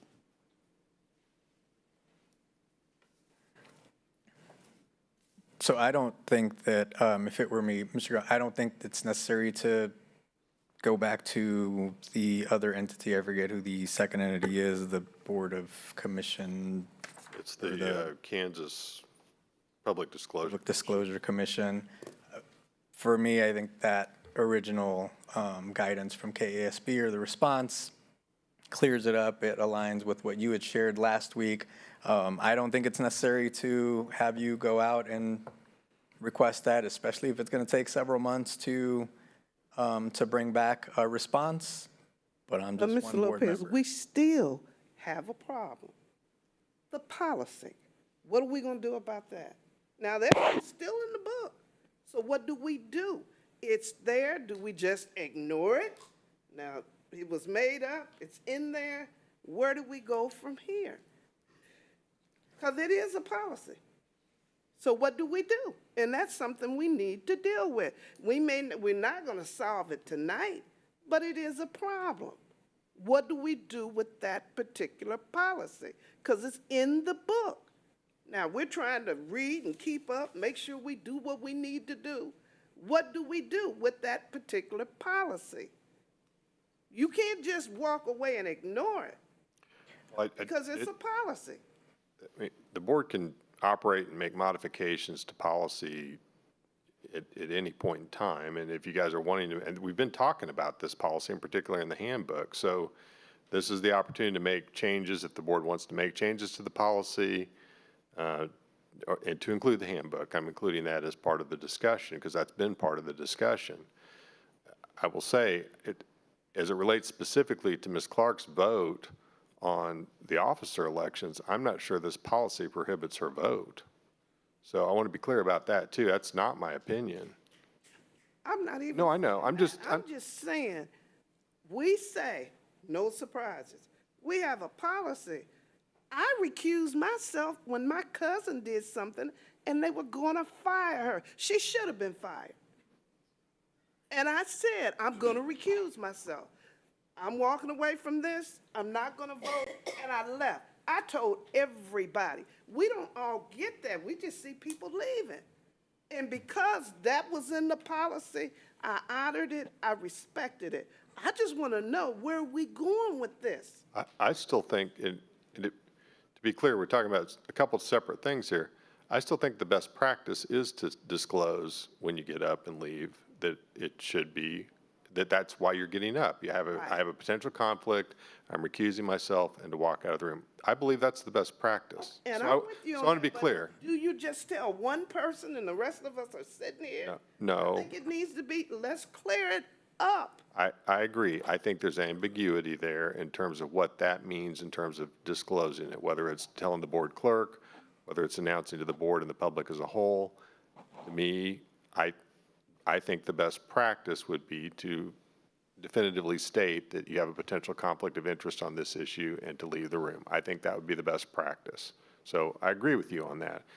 There's a difference between whether it's a best practice or whether it's an actual violation of the policy or of the statute. And so those are the two different things. If we do that, we clear it up. I don't disagree with Waters are you. too muddied. I don't disagree with you. And I mean, we just adopted a third read of our conflict of interest policy, I think at the reorganization meeting, and we changed the word from, I think this helps solve this, Ms. Page. We changed the word that a board member, and I'm not reading it, think it said remember it correctly. may. It said may state that there's a conflict and recuse themselves. We have changed that, adopted it after a third read to say that we shall. So I think that helps solve this moving forward so that we can, I think if we want to state, hey, you've got to say it into the microphone before you leave, then if that's an expectation or something we want in policy, like, I think that's something we need clarity on. But the way it's written, I could tell the board clerk, just as Ms. Clark did, say, I have a conflict, get up and move, and then she told me. I felt like you keep reading those norms. Shouldn't surprise the superintendent. Shouldn't surprise each other.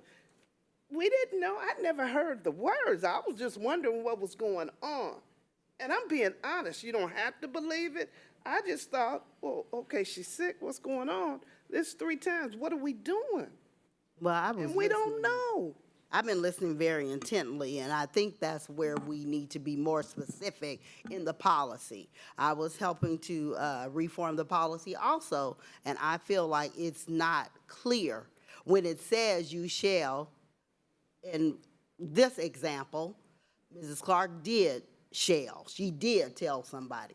I didn't know what was going on either, sitting way down here. But I think it's because we are not clear, we're not specific in the policy. Did she follow the policy? Yes. According to her interpretation, she did. She told somebody that she was going to recuse herself. So I think we do need to make that policy so that it's clear to all of us what our expectations are, and so that we can move forward. Because the other thing I'm listening to is I know that we had a complaint about not doing things correctly. And so that's why I was interested in what the answer was, because I don't want this board to be accused of doing things that are not done correctly. And so if it is done correctly, it was done correctly, excuse that, it was done correctly. What we need to do, in my opinion, with the help of us all, is to revisit that policy and make it plain so that we all know when somebody recuses themselves. And I So would I agree with cannot sit here another moment and be talked around and about. And so I will clarify, because I am the only person that can clarify for me. When I seconded that motion, I looked at the agenda and said, oh, shoot, this is the one I'm supposed to step out on. Frantically, because I am an individual and I am a person, I looked at our board clerk and said, I need to step out. I did not pause this board meeting because we're here for the kids. And so I did not want to take away from what our purpose is. I frantically looked at our board clerk and said, I need to recuse myself. At that point, I stepped out of the board meeting. The other two incidents, which continue to get confused, Ms. Page, were personal. Those were personal. And I have stepped out before, looked at our board clerk and said, I need to step out. And I've never given a reason. And to the point of, we've had a lot of conversations about this recently, that is absolutely the truth. And not one time have I ever been questioned on why I needed to step out when I just say, I need to step out. If I need to recuse myself, I have clarified that. And so if we need to revisit this policy, and if I should have stopped this board meeting on those other two reasons on why I had to step out, I would have, because it had to happen. So if I should have done something different versus be talked around, and if you care about me, then you would have come and asked me.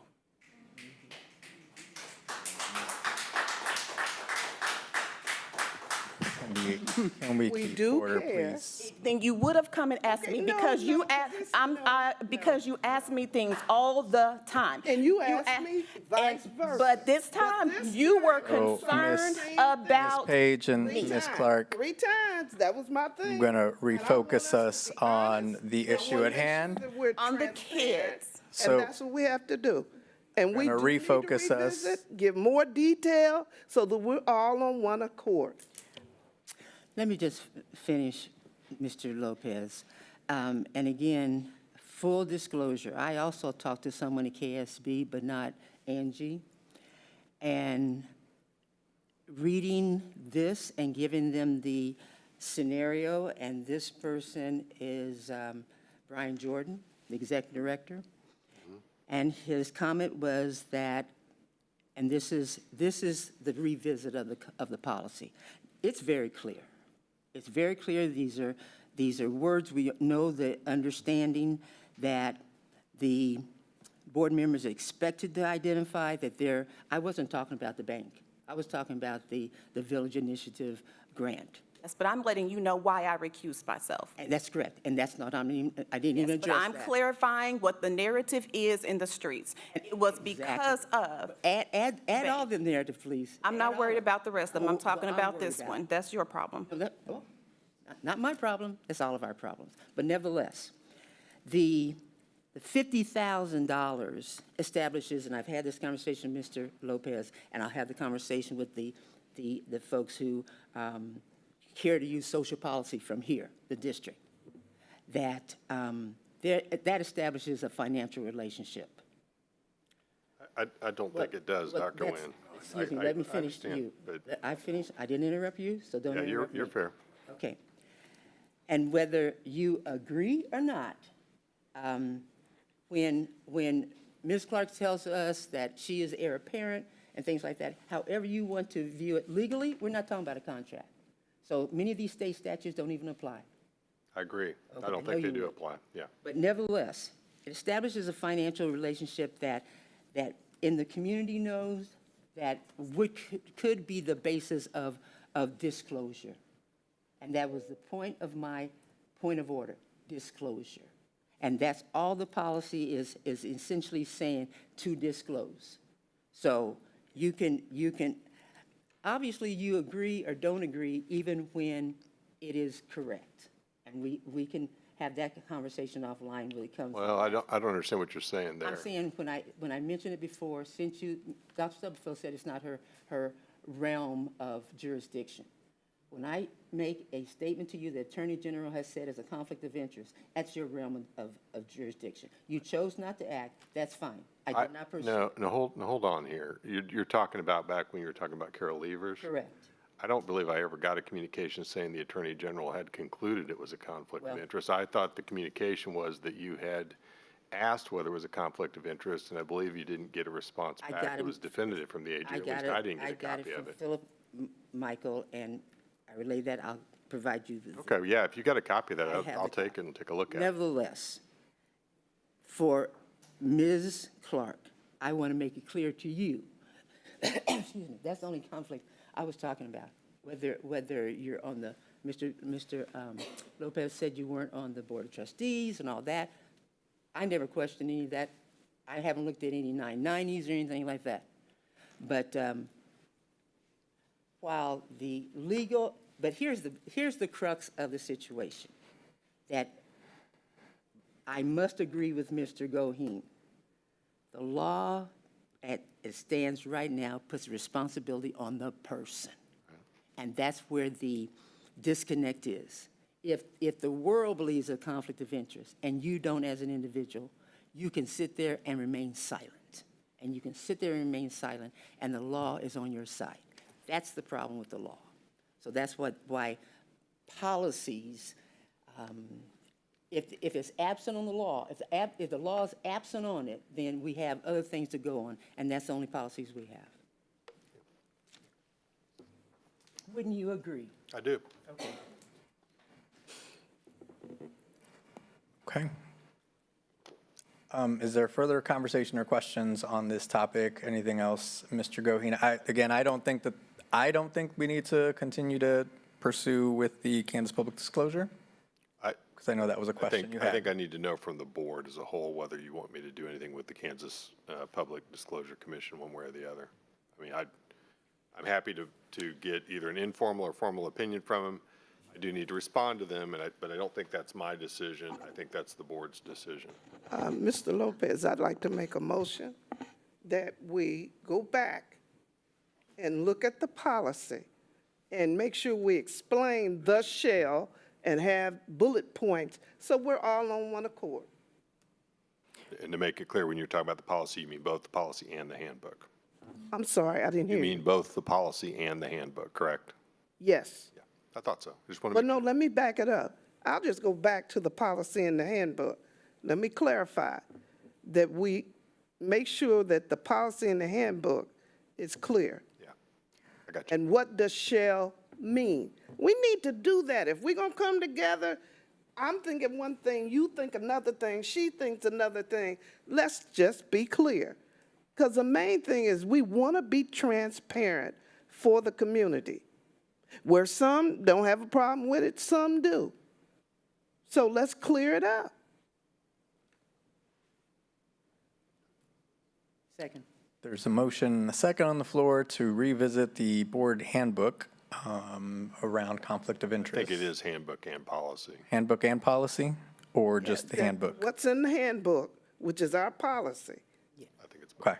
So revisit the handbook and policy and clarify what the expectations are, what the process is. So we can certainly do so. Any questions on that I got a item? question. So we're going to vote on to revisit the handbook and the policy. And as a group, we're going to discuss does, we gonna follow that in concrete, or we gonna make some changes with it? Yeah, I think What do you that's, vote I think, the vote right now, or the motion is for us to revisit with legal, to revisit the policies. And at that point, we would discuss what we want to include or not include, what process, whatever we want, whatever we collectively decide and move forward with. But the vote right now is just to say we will revisit the two, or that's the motion on the floor. I wanna understand what I'm voting on. Yep, No, that makes sense. I'm just speaking for Okay, me. I wanna no, understand what I'm voting on. yeah, we need to. Everybody can talk, I can talk too. May I? Ms. Penn Hicks, Have a little please. bit. Yeah, Ms. Penn Hicks. Yeah. Just to You're right. clarify two things. I ain't upset. May I? Ms. Penn Hicks, go ahead. Two things. As a new board member, it would be clarifying for me to know what we are to follow and how we are to conduct ourselves as board members. And secondly, as a member of this community, this is a small community, and there's a lot of interconnectedness in this community. And there's a lot of relationships in this room that have not been clarified or disclosed to the community. And I think that that's important for us. If we want to be trusted and be accountable to this community, then we need to be clear about how we are relating to each other. If you're on a board with someone, if you have a family member that is receiving money from a member of the board or from the district or whatever, however we are, conducting ourselves, those things need to be disclosed so the community can feel comfortable that we are trustworthy and that we are giving to them the best that we have to offer. So I would support that motion. Thank you, Ms. Penn Hicks.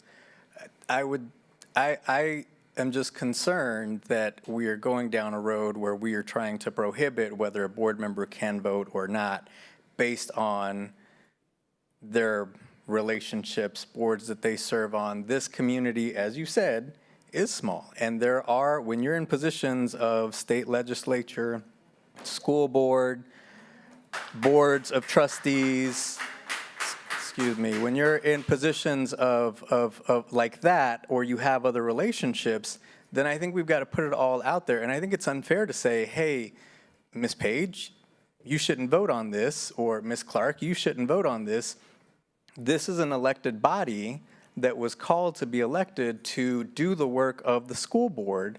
And so I just want to caution us on, again, the law is clear on what substantial interests, conflicts of interest look like and are. Now, we can talk about the process, but the statute and the law are clear about what that means. And if we're trying to say that someone cannot vote on when they've been elected to represent and to vote, I just think it's a slippery slope, and I just want to caution us on that. If we want to revisit the policy, absolutely, we can. But I just caution us on trying to keep folks from voting when they have every right to vote on certain matters as a board member, except for when those specific circumstances arise that are outlined by statute and by law. Okay, but here's my response to that. We're sitting here and everybody believes different things. It's not clear. And we're not trying to stop anybody from voting, but if I got somebody who just gave me, and that's a relative, $50,000, then, people are going to give you that eye like, well, she's going to vote and that's her relative. Come on now, we got to be fair. And all I'm asking is that we as a body, let's vote. Everybody got the right to their opinion. So we can come to some clarification on it. It's in the policy. That's my main thing. Let's clear it up. There's no questions. Our new people are saying, well, what are we doing? What does that mean? And we ought to do it. Why are we running away? We're not trying to stop anybody. Oh, and you're right, all of us on all kind of committees. But we want to be right and make sure we state so nobody has to say, well, I don't know about Randy. Should he be voting on that? And people are saying it. Just like you got people clapping for you, there are people saying, hey, what is going on? And we all say the same thing. We're here for these children. We're here to do the right thing. And that means we got to make sure we're clear on what we're doing, and we are not clear. And may I add one more thing? I mean, to be clear of undue influence. That is what's being talked about in the community.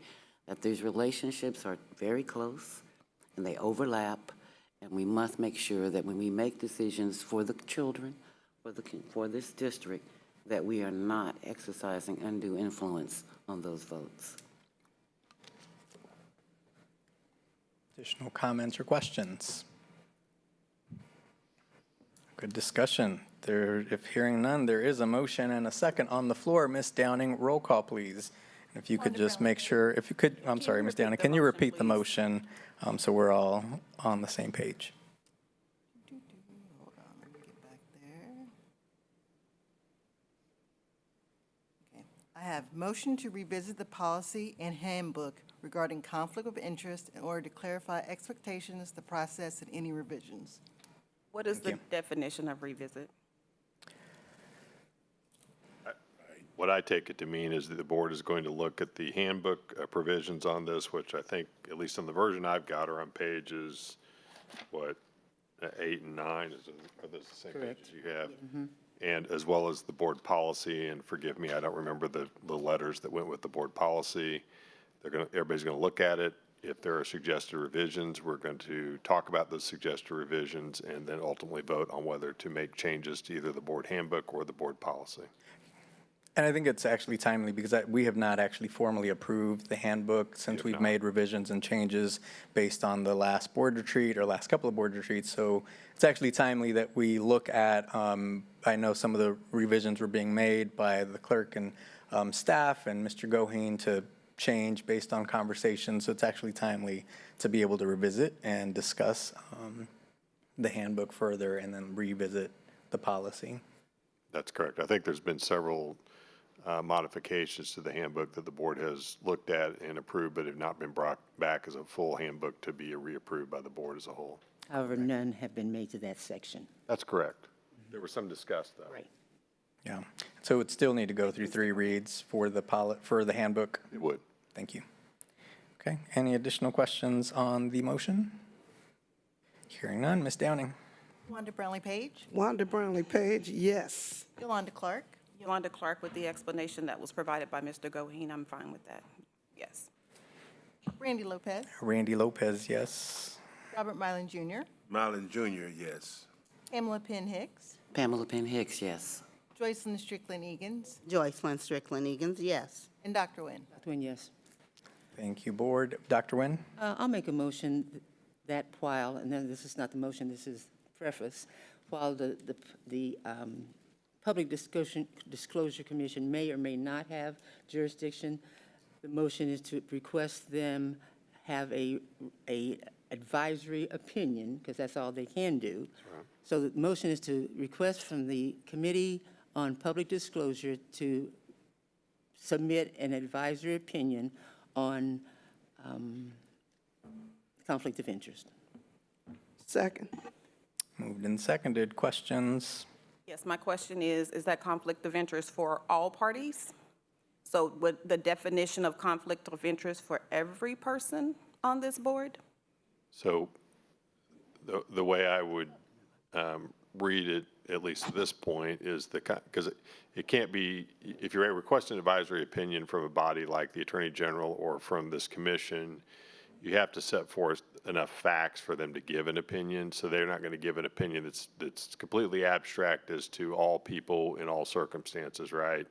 So the factual information that we provided relates specifically to the question that I was asked to get guidance on, which was the recusal process for the vote on the depository banks and also on the subsequent vote for presidency, which was the main topic of discussion at last Monday's meeting.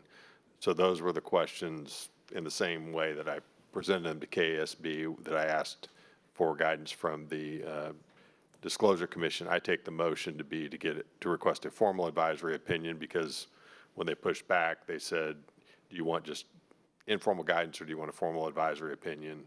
I take the motion to be and ask for the formal advisory opinion on that topic. Thank you for the clarification. Additional questions, comments? Been moved and seconded. Hearing none. Ms. Downing? Wanda Brownlee Page, Wanda Brownlee Page, yes. Yolanda Clark, Yolanda Clark, no. Randy Lopez, Randy Lopez, no. Robert Mylan Jr., Marlon Jr., no. Pamela Penn Hicks, Pamela Penn Hicks, yes. Joycelyn Strickland Egan's, Joycelyn Strickland Egan's, no. Dr. Nguyen. Dr. Nguyen, yes. Motion fails. Thank you. Okay. Board, we are over time. We were supposed to meet until 5. So moving on our agenda, we do have a few executive sessions. If you still have roughly, I think we should at least take this first one around 20 minutes, 15, 20 minutes. I think it's timely for something that we need to take action on, potentially, and plan for. So if you all are okay, I'm looking at the board to see if you guys are fine with time to continue, okay? If that is the case, would entertain a motion to recess to executive session for consultation, is this the right one? With the attorney on matters which would be deemed privileged in the attorney-client relationship under the Kansas Open Meetings Act we'll start with 15 minutes, starting at, go at 5:20, just to give us a quick break, to include Mr. Goheen, Dr. Stubblefield, Dr. Jones, invited to attend. Is there a motion to do so? So moved. Second. Moved and seconded. Questions? Ms. Downing? Wanda Brownlee Page, Wanda Brownlee Page, yes. Yolanda Clark, Yolanda Clark, yes. Randy Lopez, Randy Lopez, yes. Robert Mylan Jr., Marlon Jr., yes. Pamela Penn Hicks, Pamela Penn Hicks, yes. Joycelyn Strickland Egan's, Joycelyn Strickland Egan's, yes. and Dr. Nguyen. Dr. Nguyen, yes. Thank you, board. And staff, with the exception of Dr. Jones, you're free to go. Ms. Downing will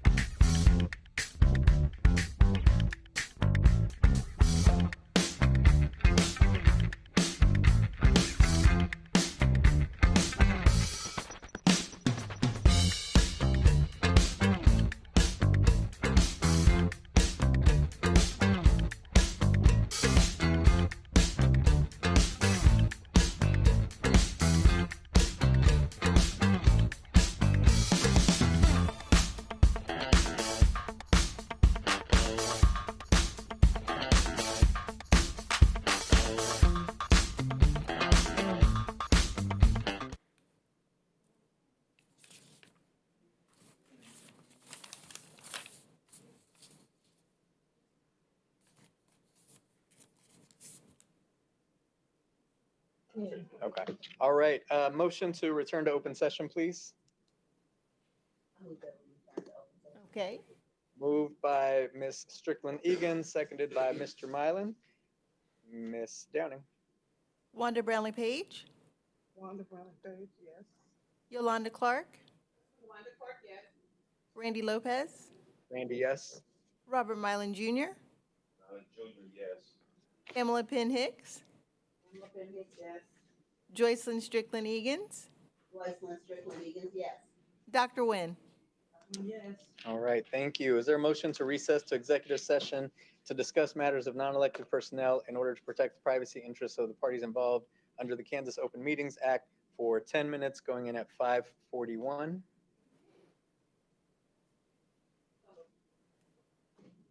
Moved by Ms. Clark, seconded by Ms. Strickland Egan's, and I'm sorry, this should invite to include Dr. Stubblefield, Mr. Goheen, and Dr. Jones.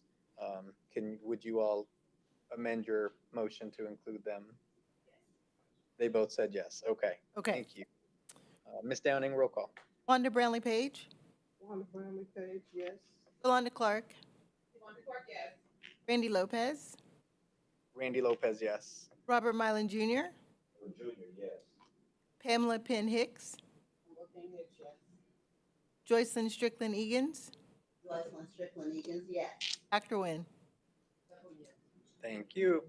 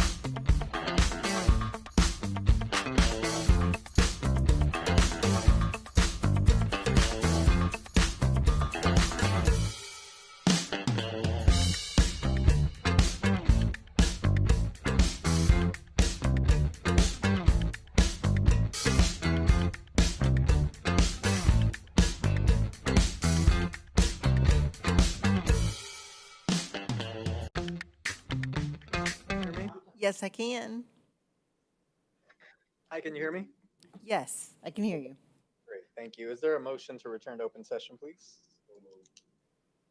Moved by Mr. Mylan, seconded by Ms. Brownlee Page. Ms. Downing?